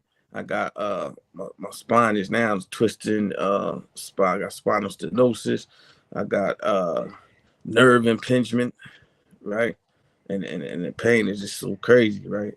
And it's at L4 and L5. So that's what the doctors was gonna do. They're gonna go in there and replace that and repair all that in there. Okay. And I also got, it's my sciatic nerve. It's my the nerve impingement in my spine and down the legs, and just crazy intolerable pain. See, you just hit them with that medical term, the L4, L5. They don't know. I'm sorry. Yeah. They don't know nothing about L4s and L5s. Yeah. My bad. They don't know what those are at. All they know is it's a spine and it's an L4. Yeah, the L stands for lumbar, the lower portion of the spine. That's down the bottom. Right. Excuse me, Pastor. Damn it, I was gonna say left. Lumbar. I was gonna say left. The left spine and the left spine, number 4 and number 5. That's what I was gonna say. I just wasn't gonna say nothing. Nothing at all, Jason. I wasn't gonna say nothing. I was, you know what? I was gonna leave you to it. That's about it. You know, I do kind of have a deep question. You know, after the incident and the injuries were caused. Let's go in a month, 2 months, right? Like where's your mental space? I know God is heavy in your life, and that is a blessing. Did you ever meet that dark side? We're hour 16. You're inside. They're not letting you out. You no longer can feel or walk, or you're in tremendous pain. You know, like did your spirituality step up even more, or did you ever take that turn and go, man, how could you? Why am I? Why me? Yeah, I went through a range of different feelings and emotions, right? All types of feelings and emotions, and keep in mind at the same time, the guards was in there, was always taunting me, was telling me to commit suicide, like kill yourself. You know, they was trying to whisper that, right? But thank God that I had a strong mind. I definitely wasn't doing that, but absolutely. I went through all types of things, a lot of anger, frustration, sadness, depression, not being able to see my family and kids, and they played a lot of wicked and vicious games, even with the family and stuff, and then it was taking so long. So, I was like you said, I was like, man, not questioning God, 'cause I knew that He was in control, right? It was just taking so long, right? And at the time, a lot of times I didn't always have the answers or understand, and it was just a lot. It was just a lot to deal with all that in there. So it was all types of different, emotions and stuff. And like you say, the spirituality part, that was my foundation, that I stood on. Knew no matter what, they couldn't crumble that, right? It's only by the grace of God, that I survived that and endured all that. But because I asked that because we deal with a lot of families that go through extreme traumas and things like that would just send people mind elsewhere, right? From losing their children and family members, and they do come across that one moment of like disbelief or saying why, and kind of almost pushing against it, but at some point still embrace what God what God has given to that person. And I love hearing that, with a strong mind that you was able to stay in that space. If you could talk to anyone that is on death row, if anyone that is, behind the wall with pending allegations or even going through some of the things that you went through, what would you tell them? Like, how could you coach them or mentor them to say, you know what, educate yourself, keep fighting, be strong? Absolutely. That's a great question. Thank you for that question. That's why he's my co-host. Yeah, absolutely. We know exactly He's on it. I love Jason. Let's do it then, Jason. I got you. So, like you said, what I'll definitely tell them is definitely don't give up, right? Because my situation was so crazy. I had 2 death penalties, right? In addition to that, I had 58 to 116 years on top of those 2 death sentences, right? Like these demons had me boxed all the way in. Wow. Right? Yeah, I had that in the top. And this is what I say, to come up out of that, and this is why nobody can say, oh, it's over. Because especially when God's in control of the situation. When he kicks the door open, can't no demon slam that door. You know, as much as they wanted to keep me in there, right? And but it just speaks to, you know, my situation was so crazy and was so many. They just had me buried under a huge pile of lies, right? And it was just so crazy, but to come up out of that, right? And not a lot of people do make it out of there, right? And it is hard because the way that the case goes, and then it just so slow through the appeal process. It's a tedious journey, right? But I've encouraged them to get in that law library, study your case, right? Definitely study your case, because in a lot of these cases, there's all type of issues in there. Like, they do a lot of stuff in high evidence, and they do it in all the cases, right? They do it in all the cases, and you know, all types of evidence. They just play a lot of games. So I definitely tell them that. In terms of, you know, spirituality, you need that. For me, it was the foundation, right? That's the foundation that I was standing on, right?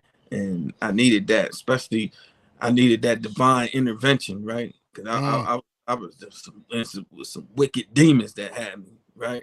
We talking about some vicious, diabolical demons. So I definitely needed that divine intervention.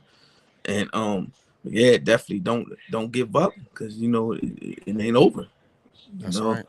Yeah, it's never over. You know, I want y'all to like everybody that's in the chat. Like, I want y'all to like realize this, right? Like, say for instance, God, I'm glad God didn't let this go through. But say they had to push through the death penalty. They said, okay, if you didn't die on the first attempt, that was one life sentence. That's one death penalty sentence. Check. All right, we're gonna try this again. And if you shall go and make it through that one, all right, you still got to do 100 years in prison. That's how it was set up for you, is what you're telling me? Yep.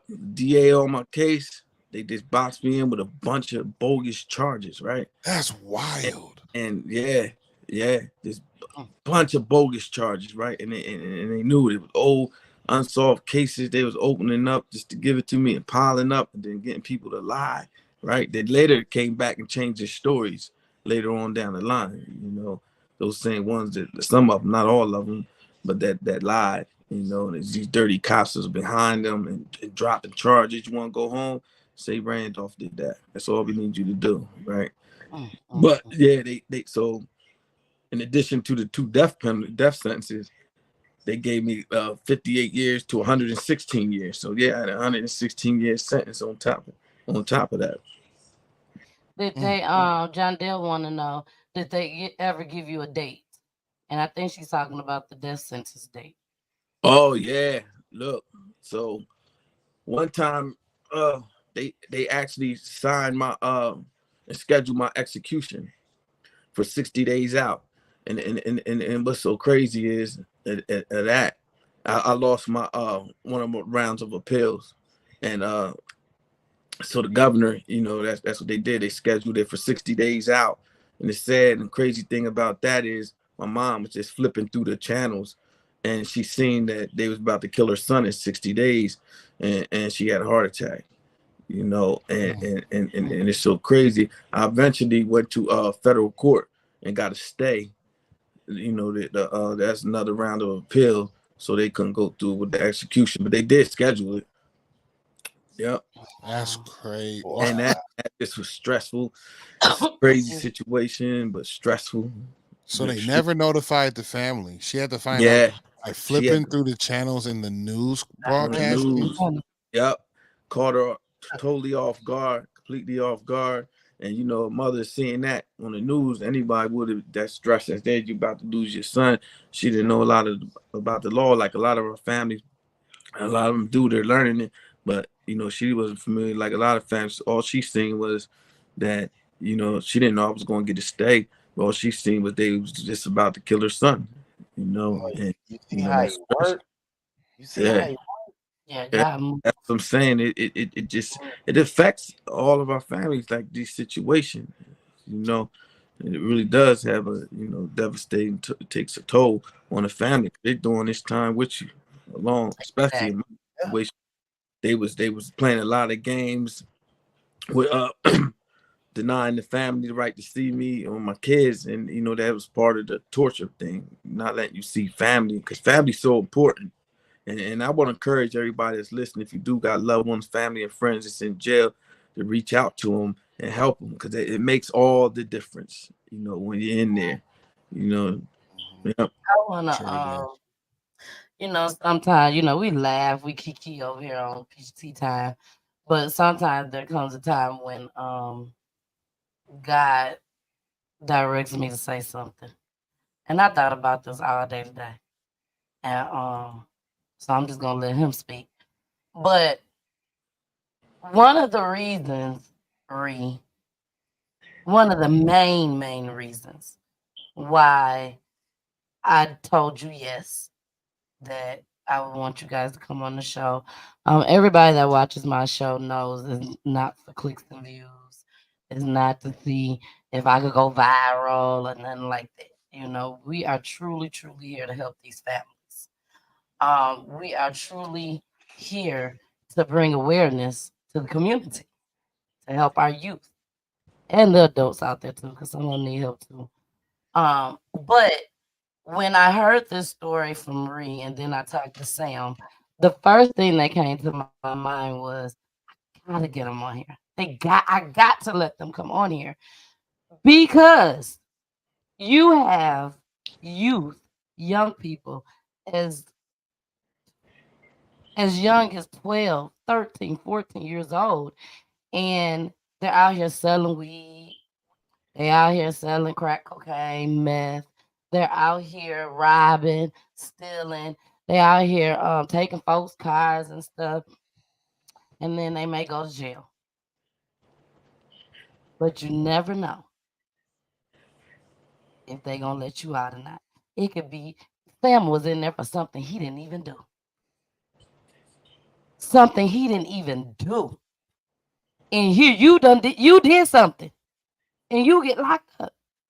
They can turn things around so quickly to where you're in there for death row. For you're in there for a life sentence. And then you get in there and they beat you. If this can happen to him when he didn't even do nothing, but you out there taking a risk, doing something, you better listen. If your kids out here doing something they ain't supposed to be doing and you know it, you better play this video for them. You better show them. Show them the replay. It ain't going nowhere. They stay on YouTube. Everybody needs to see this, especially if you out there doing wrong. It's not limited. And Sam wasn't doing nothing wrong. And it's not just limited to that one person. Yeah, exactly. And this is what I know. It goes on not because I've been there, but I know someone. Exactly. And I know what he's going through. And I know what he's going through he shouldn't be going through. Yeah. We going on 30 years now. Exactly. And Sam is helping with that case. Yeah, I know. Yeah, Sam is helping with that case. But yeah, a long time he's in there. Been in there for a long time. And for those that's been watching the show, we're talking about Lamont Douglas case. His dad was here on PEACHY. This is when you were a kid. A kid. Yeah. You go in as a kid and you end up doing these same things that Sam is doing. As a kid. 15 years old. Now, let's think about that. Anything can happen. Tough, man. Sad. We gotta try our best to stay away from there. We need to be in them books like Sam talking about. Boy, learn that law. Absolutely. Because I'm gonna tell you something else. Police don't know the law. They just enforce the law. Mm-hmm. They don't know nothing. But they know how to lock you up for something. Yes, they do. But they don't know nothing. They're gonna let you figure it out. Oh, you figure it out. What you mean? I ain't do nothing. Figure it out. If you ain't do nothing, what they say on life, Oh, if you ain't do nothing, you ain't got nothing to worry about. Mm. Gavel, life. What? Hold on, what? It happens. It happens. And it's crazy because I know some cases that the evidence actually pointed straight towards you. All evidence. It made sense. But it wasn't you. But all the evidence said it was you. And they got rid of your evidence, didn't they, Sam? Yeah, they part of the process. One of the things we filed in federal court was a federal habeas petition. So during the process, the federal judge said he told them turn over the evidence and the discovery. So what the DA did is instead of turning over, he didn't want to turn over the evidence because it was exculpatory, meaning it established my innocence. It should prove the evidence that showed that I didn't commit the crime. He ordered to turn all that stuff over to the to Sam's lawyers. So what the DA did, he went instead of turning that over because it just showed that he was wrong and he was hiding other evidence that would establish my innocence. Rather than turn it over, like the judge ordered, he came back to court and said, Your Honor, in pursuant to your order, we went to gather the files and we went and look for them. We don't know what happened. The whole file disappeared. Oh We don't know. That's how it happened. Look, right. Because it's a death penalty case, I promise you, it's like 30 boxes. At least 20, 30 boxes because it's a huge file, right? And it's been all these years, right? This file was sitting in this man's office, and the same DA stayed on my case from the beginning to the end. So it's the same DA that came back and said, we don't know what happened. Somebody might have broken the DA's office and stole the file. We don't know. Right? This never happened in the DA's office before. No one never broke in the DA's office and just still saying Randolph's file, right? And so that's the game he played rather than turn it over because it was further, it was going to exonerate me and establish my innocence. He played that game. Not just that. So the federal judge seen right through it. One thing about federal judges, they're in there for life. They don't got to play that good old boy network, that favor for a favor that goes on in a lot of the lower courts where they look out for each other and cover each federal judge. They're in there, so they don't got to play that game. So he knew that he was lying, and he was the one that ultimately overturned my conviction. I'm glad he did that, but yeah, they played that game with the evidence and hide, and they do it a lot in all the cases. That's why it's called a Brady violation. And in the courts, when prosecutors do that, and DA on my case, when a federal judge did do that, he was so worried about me. He came back and said, "Listen, I got the right to retry you, but let's work a deal out. Let's do a deal." And he said, "You got 20 years in. I thought I give you a 20 to 40. I'll wipe out all that 58 to 116 years sentences, and then you'll be immediately eligible for parole." That was a trick, though. That was a trick because I promise you, they didn't try to make me. I immediately rejected it, but they would try to make me do the whole thing. They would try to make me. They wouldn't have paroled me. They'd have made me do, especially me in that system, because I was fighting so much with them and it was violent crime. They would have tried to max me out on that sentence and would have made me try to do like 40 of them years, right? Like the whole thing, right? And in Pennsylvania, if you got a violent crime, you got to do 85% of your time, right? And so it wasn't getting out on no parole. But so it was a little trick, another trick of his, right? But I immediately, and I told him, I said, man, listen, I didn't do it. I don't care what you offer me. I'm not taking it, So he said, oh, well, if you don't take it, I'll just appeal it and keep you in jail.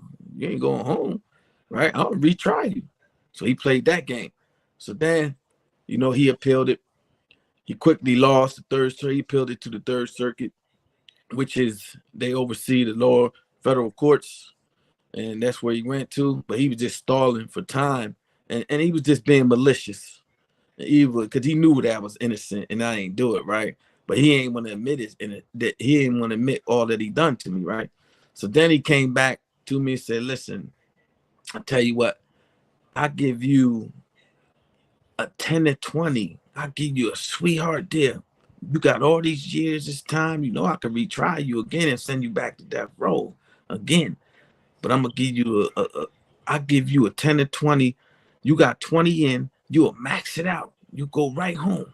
And then he tried to hit me with the you know your mom's sick, right? You know you gonna let your mom need you out there. Wow. Just plead guilty. Won't you gonna sit in here when you can go home? All you gotta do is plead guilty, man. But I was determined, you know, not that I didn't care what he offered me. I wasn't taking it, right? But he tried all types of tricks, right? And then so when I turned it down, he said, well, they denied me, but I'm gonna take my case to Washington, D.C. I'm going to the highest court in the land. And the danger with that was Trump, when he was president, he put some cuckoo bulls up there on that Supreme Court. They acting crazy up there, right? And they don't follow law. So my lawyers was like, listen, you know Trump got them bulls up there, man. They just took a bulls and sent him back to death row. If this DA wins in down there, they're gonna send you back to death row. They're gonna take your relief back, man. It's real risky what you doing, right? And I already knew who was in control though, so I didn't care what he said, right? I already knew God was in control. He opens the door, can't no demon slam it, right? As much as they tried, this demon tried, right? He was on it. I actually sat 3 extra years because I wouldn't cop out and cop to a lesser, you know, and plead guilty. Because like I told him, you know, I'm innocent from day one. I never wavered from my innocence. I don't care what you offer me. I'm not taking it, right? So he was just being malicious just to keep me in jail. And he did do that. He did do that. And he Yep, it went out for a second, y'all. Hear There me? we go. Yep, now we can. Oh, sorry about that. Oh, you fine. So what he did is he ran down DC, Washington DC on a Ritter shirt, and he tried to file his appeal down there. They didn't even let him in. They slammed the door on him. Wouldn't even let him in. They didn't even want to hear the appeal because he had several shots and opportunity, you know. And after that happened, he came back one more time and said, "All right, look." By that time they transferred me to the county because they had to get me out of the state system. So he said, listen, I can keep you out here for up to about a year and retry you, but I got another deal for you. You got two murder convictions. I dropped one of them. If you just plead guilty to 10 years on the other one. I drop all that other time, everything. Just plead guilty to 1 count of murder. That's it. 10 years. You go home. You can even go in court and do an Alfred plea and talk about your innocence. An Alfred plea is a no contest plea, right? For all intents and purposes, it's still a guilty plea, right? You agreeing that the DA has enough evidence to convict you, right? And he said you can go in there, take that plea, you can go in there and talk about your innocence and that you just did it to go home and help your mom, right? But it was just another trap. This is how vicious and wicked these boys is, right? And it's just another trap. And they was worried. That's what they was worrying about, the litigation and stuff that comes as a result of being wrongfully convicted and all that. So he wanted me to, plead guilty, but I was determined not to do that anyway, right? I didn't care if you to say one day, and white, but I was never going to take a guilty plea. And I always knew that I could establish my innocence, so that's why I fought so hard. And I knew God was in control of that. So, yeah, but he tried though. He definitely, he definitely tried. He sound like he tried his hardest. Exactly. I do Hold have on, one. Hold on, one more. You ain't gonna take this one. No, I'm good, bro. I do have one question. Do we know whatever happened to the actual perp that committed the crime at the bar? Like the situation that actually happened between the people that caused the uproar? No, nobody after I got exonerated, nobody ever got charged with it. They said that they Okay. still investigating it. There ain't no statute of limitations when it comes to murder. True. So yeah. Wow, that's so sad. But we have came to the end of the show, you guys. They need to pay for this. Yes, they do. They need to pay. They need to pay for Sam to walk again, I'm talking about. and they need to pay him for everything he done been through. Everything. When I say everything, everything. I'm talking about everybody. Man, you know how many different damn sections he can go in? I gotta get all them you. judges, man. I Then had I gotta judges that come looked over at here and this. get you. Yeah. Hold on, wait a minute. I gotta come over here and get him. Look, But it's not that this easy, one. I'm sure, Sam. No, it's right? not that easy. Yeah, because I'm But sure it's Sam but you he done still- thought of everything. but I'm the- sure. But these are the ones that we have to go after. You got Yeah. to start. You got to start with the county. You got to start with the county. That's where they messed up first. Mm-hmm. County messed up first. Then after that, the judicial system messed up. Then after that, the prison system messed up. They all messed up. Everybody just failed Sam. That is 3 different entities right there. That's 3 different entities right there that we need to be banging on. Exactly. But y'all, this ain't the last time that y'all gonna see Sam. Okay, we in 2024 right now. Y'all all know every year since I've been doing PGT time, something happens every year in a positive light. Something happens. So me and Sam has already been talking about it. You guys will see a lot more of Sam. I'm not gonna put it all out there right now. What y'all gonna see? But you're gonna see some things. Cause we cooking something up, baby. And we cooking up something good. Even though y'all know I don't know how to cook like that. But we're cooking up something good this time. We really are. Yes. Look, everybody said Sam was standing on business. They is in the comments. They like he stood on business, baby. Sam, you are truly, truly our hero. Okay, Carmen put that in the comments just as well. You are our hero, our Black African American hero. Like you stood the test of time. You ain't let them break you. You was like, I got things to do. God is not finished with me yet. And you still look humble and thankful to be here. Not just on PGT time, but to be here on earth. Free.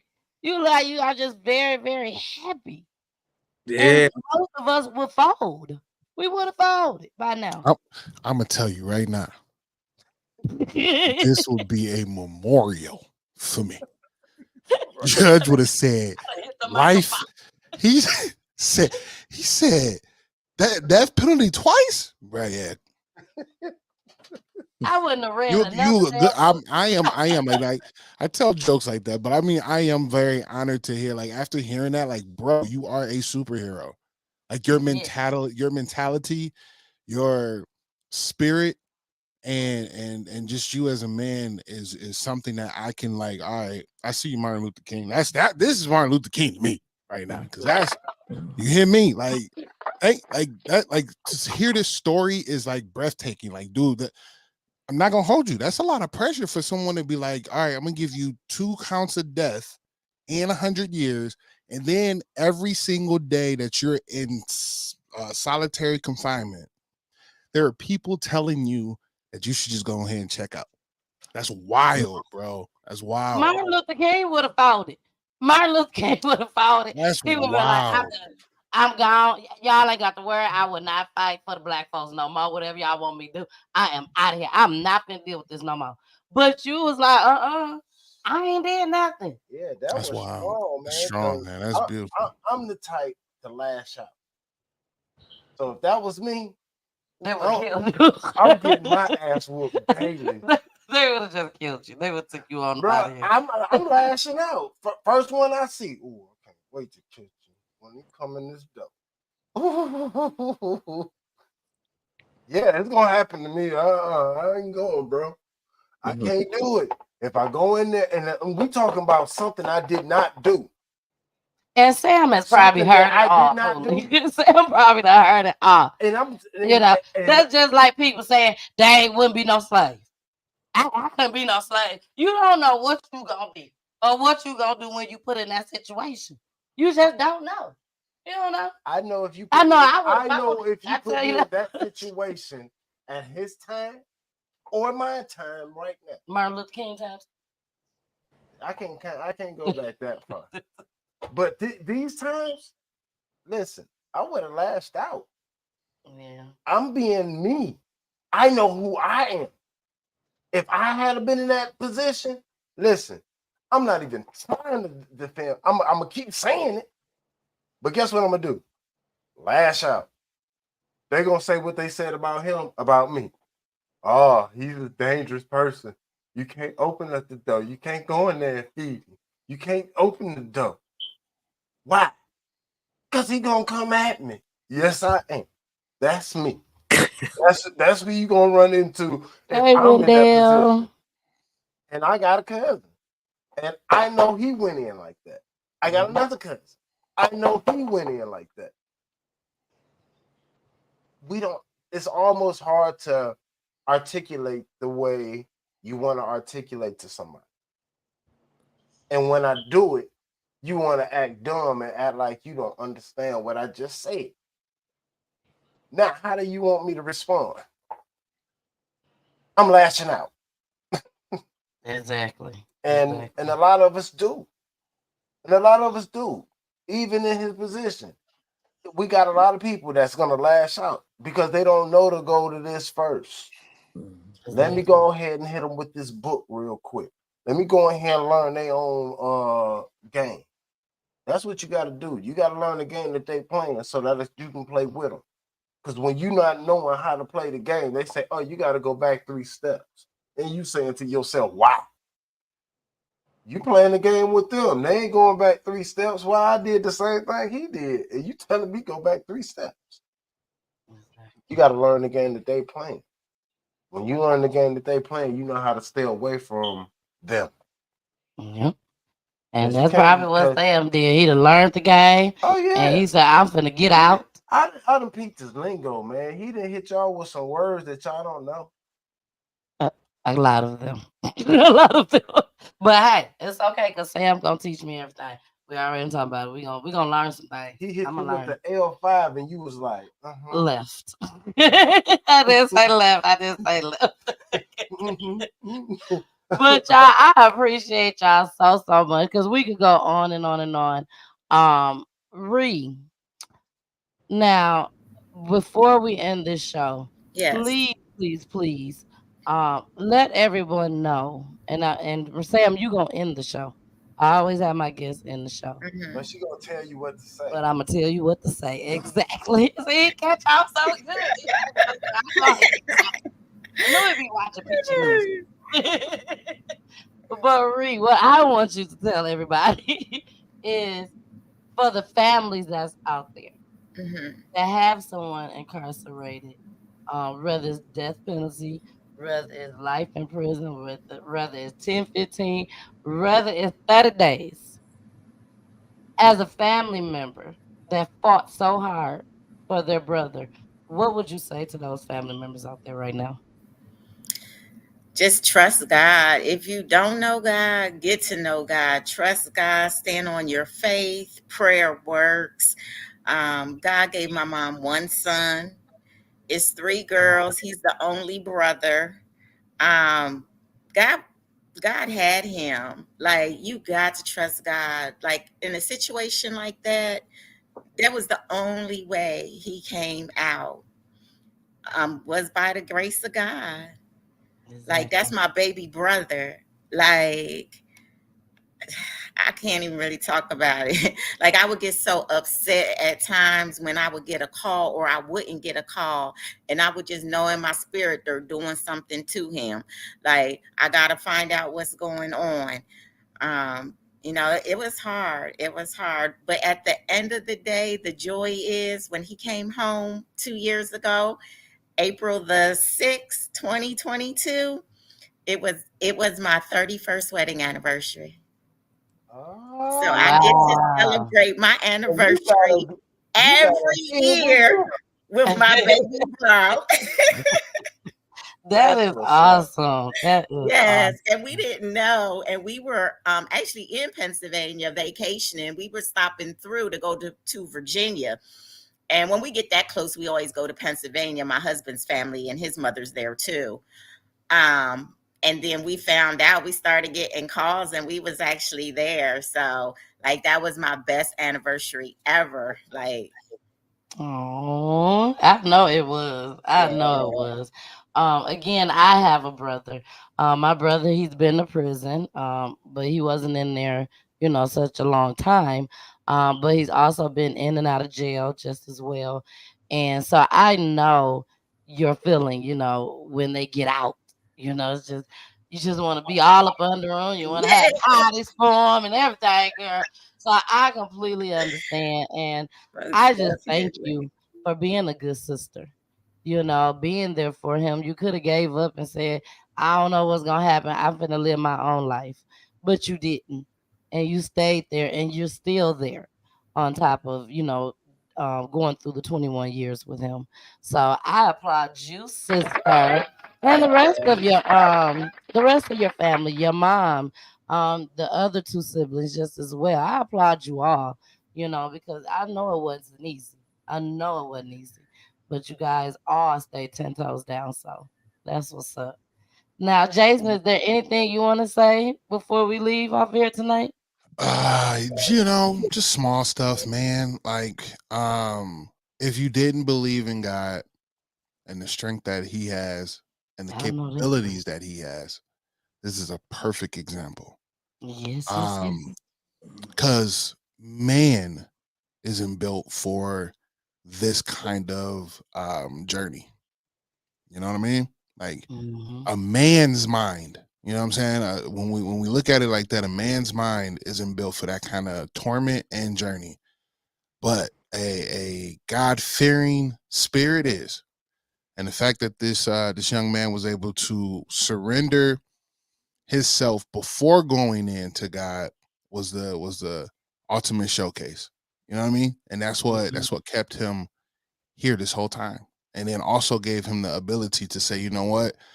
I'm gonna fight again. I won't be surprised, bro. Like you have a black movie producer coming to your door within like the next year, trying to do a indie movie on you because I got goosebumps right now. You know what I'm saying? Father, speak on it, right? Like this is beyond the physical. This shows that the metaphysical is really real. It's natural. It's here, and God's presence is phenomenal. So I thank you for not only becoming or coming on this show, but also having the strength to talk about it on other platforms, having the strength to, keep this in the forefront of your own spirit and mind, because God knows what you feel when it's 2 a.m. and everybody's, doors are closed and everything is quiet and you're alone in your own thoughts, right? Like damn, I just want to go get a cup of water, but you got to, call on somebody. Hey, yo, you know what I mean? Like who knows what that feels like? So it's God is showing real strength right now. And I'll leave it with that. And before I get out of here, I'm always say this, man. Continue to be your absolute best, because being empowered starts today. We live life, we love unconditionally, and we seek growth. When you do all three, you're in your alpha state. So stay primal and get after it. Last but not least, protect your peace and drink water. That's it. Drink water. And we always say, you know what I'm saying? When God is when you're leading by God with God's faith, your journey may be rocky, but it will be secure. There you go. God is amazing. Oh, I got the best co-hosts in the world. I love y'all so much. Y'all just be right on point. Whew. Okay, Bully, your turn. No. No, ain't no nah. I can't follow that. Ain't nobody actually follow Jason. Yes, you did. You just told me to go. That's what that means. Follow Jason. Listen, Just say what you got to say. I say what Jason just said. All that, I like to drink water. Fully like today, you put me on the spot right now. Y'all got to understand, Poolie do not come on Wednesdays. He come on Fridays. So we don't, have what we doing right now on Fridays. We only do this on Wednesdays. So I understand, babe. You want to say bye to everybody at least? No. Tell them you'll see them on Fridays? No, not really, because you gonna say that.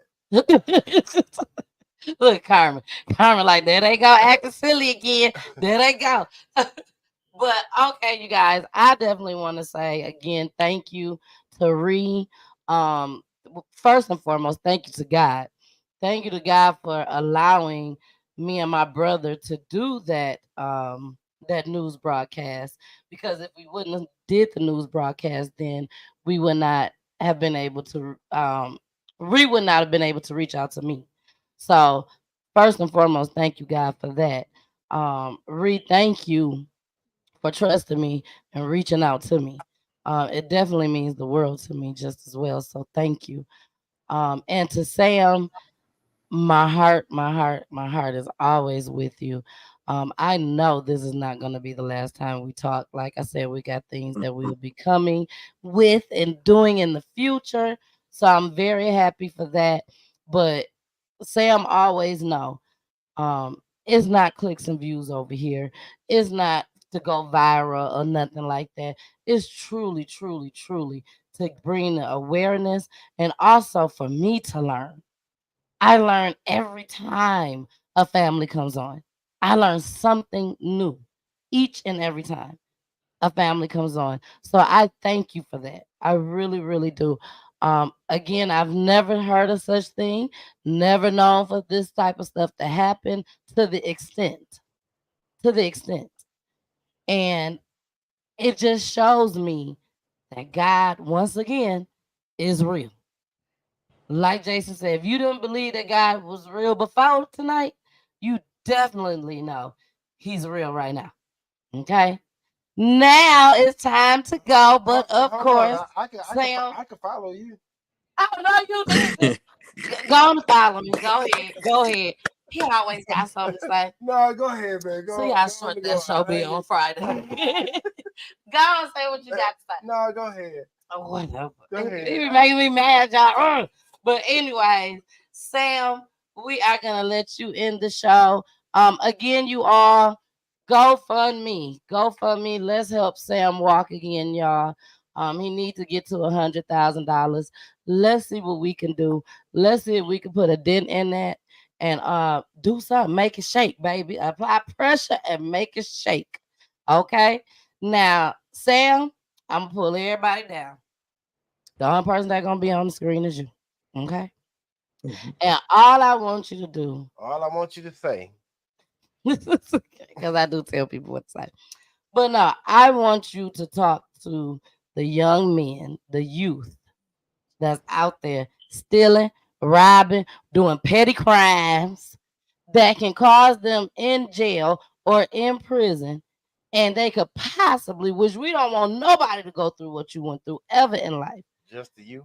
But yeah, I'm talking to the youth. Because grown folks, they should know better. So we want to talk to the youth right now. The youth know better. Yes, they do. But we're going to talk to them. We still talking to them.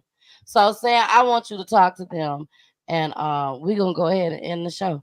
And I'll know when you finish because you're going to put your one finger up like we leaving out of church.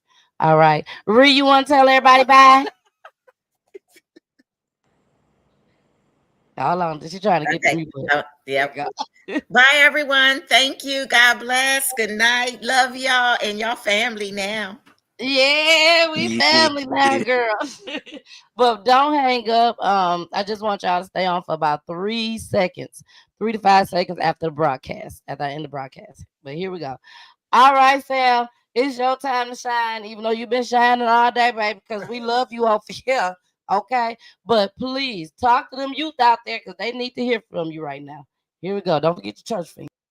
Okay. Yeah, thanks. So to the youth, that's part of my passion too. And God's definitely real and released me for a purpose, right? To come back out here. That's a big part of my purpose is these kids and reaching back and trying to do something for these babies out here. But I definitely want to speak to them. And just and encourage them to do better and be better, right? Because so many of them are so smart, so intelligent, right? And it's never too late to turn your life around if you are caught up in doing the wrong things, right? It's never too late to turn that around. And that's what we got providing with that support and encouragement. And because they don't got to do a lot of the things that they're out there doing. And it's a lot of us out there that's in position, you know, and we definitely got to reach back and encourage them. You know, that's our future. Them children out there, they're babies. We got to do what we can and get active in our communities and our families, you know, to save these babies and just encourage them to be better. Education, you know, definitely pushing that. And so yeah, that's my passion, to reach back, and that's one thing that I'm determined to do, and all of us should be doing for these babies out here. And I'm thankful, and I'm very thankful to you, Miss Peachy, for just inviting me and my family. I'm thankful to your listeners, to your staff and Strong Brothers, and I truly love y'all and appreciate y'all. God is definitely real, and you know, I just want to thank y'all for, because y'all doing some great work too. And I really appreciate the work that y'all doing, because this is important. This platform that you got, Mr. Peachy, you and your staff, these brothers, what y'all doing and reaching back to the community and these babies, all that is very important. And I strong salute to y'all, you know, and I love y'all and what y'all doing, right?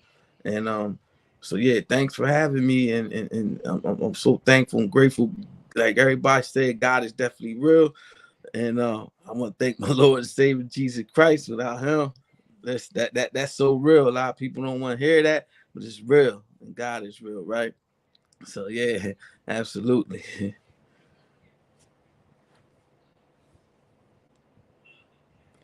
I can't. Sorry. Oh, there it is. Yeah. There it is. Mm-hmm. Who said you're muted? But what I said was, we love you too, Sam. And I said it just like that. Much But, love and respect. Definitely. Much respect to you just as well. We're just getting started. We ain't done. Yeah, we just getting started. We Now, all I being. ain't gonna do you like somebody else did. I ain't gonna say no name, but we locked in. Yeah, all the way in. All the way in. We locked in. Yeah, we being driven by purpose, all of us, right? Exactly. All being driven by purpose. You know, we're gonna get Exactly. to it. And yeah, we ain't have enough to go into how important this vote is, right? And that I wanted to touch, but we're gonna do another show. We got other time to touch on too, the importance of that too, right? We got a lot to touch on. We got a lot to touch on for 2024. And Sam will definitely be here. But before we go, I've got to read this because Mama Peach will have a fit if I don't read this. Because the first thing she'll say, I took the time to type out all that stuff and you did not read it. So Mama Peach said, God answered our prayers for our brother, which is my uncle, after giving him 66 years after doing 37 years. My brother wrote a letter to my sister, and my sister gave the letter to her bishop. Then he prayed over the letter in the church. And when he finished praying and said, God is going to cut these years, God set my brother free. I thank God for setting you free to be back home with your family. And for those that my uncle actually came on and he did a show with us just as well. You remember that, Jason? Uncle Milton? Yeah, Uncle Milton came on and he told his story and everything, and it was very powerful just as well. So if you all get the chance to go back and look at it, his name is Milton Jones, and just go on Peachy Tea Time on YouTube. All right. Now we had a lot of people out here new watching tonight just as well. So I want to make sure that you guys know that my show airs Monday, Wednesday, Friday, and Saturday. Monday and Wednesdays is at 9:00 p.m. Eastern time, and on Fridays is 9:30 p.m. Eastern time. And Saturdays we're coming up with a new time, and you all will know why come Monday. So thank you guys so much for tuning in. I love you all. Sam, I love you just as well. Thank you for trusting us with your story just as well. I hope we did good for you, baby. I hope we absolutely. did. Absolutely. All right. Well, we got out of here, you guys. We got two clips that we're gonna play before the outro. If you guys, this is your first time watching, Please watch the outro. Why? Because my babies is on there. I'm sorry. Our babies is on there, and you better watch them. But here we go. And anybody that want to come on Peachy Tea Time, hit me up. You can email me, you can inbox me, DM me, text me, all that, and you will see a commercial for that coming up just as well. And if you are Sam's people and you can't find me, that's Sam. You know how to get at me. Trust and believe it. And reach out to me. Yeah, Everybody, reach out, baby. Them babies, everybody, reach out. Let's connect and unite. Exactly. We got big things coming 2024. I'm telling y'all, big things. So we out of here. We salute. Love you guys. The missus with the kisses. Mwah. You are about to win in such a way that the people who are trying to fake like they're happy for you will no longer be able to fake it, because your winning is making people uncomfortable. See, Wes, they didn't mind when you opened up one shop, when you got one W, when you got one promotion. But when it turns into the season where every time you turn around, he keeps on blessing, it's going to make people who don't want you to win uncomfortable. And I come to make an announcement, whether you like it or not, you about to be real uncomfortable around me in this season, because I am allergic to mediocrity. Here's my declaration: even if I took an L last month, it's still my winning season.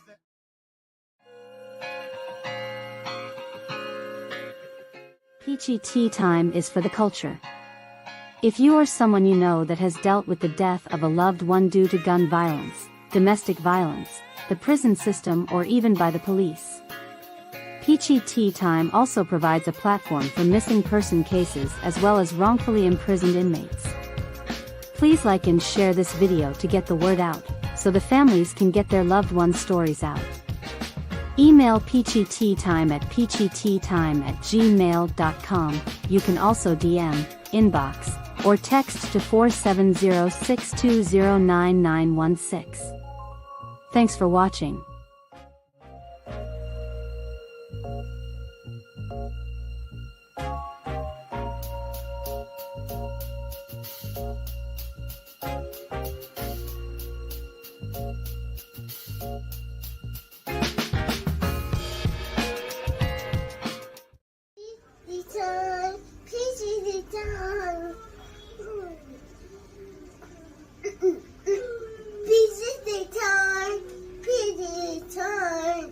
PG time.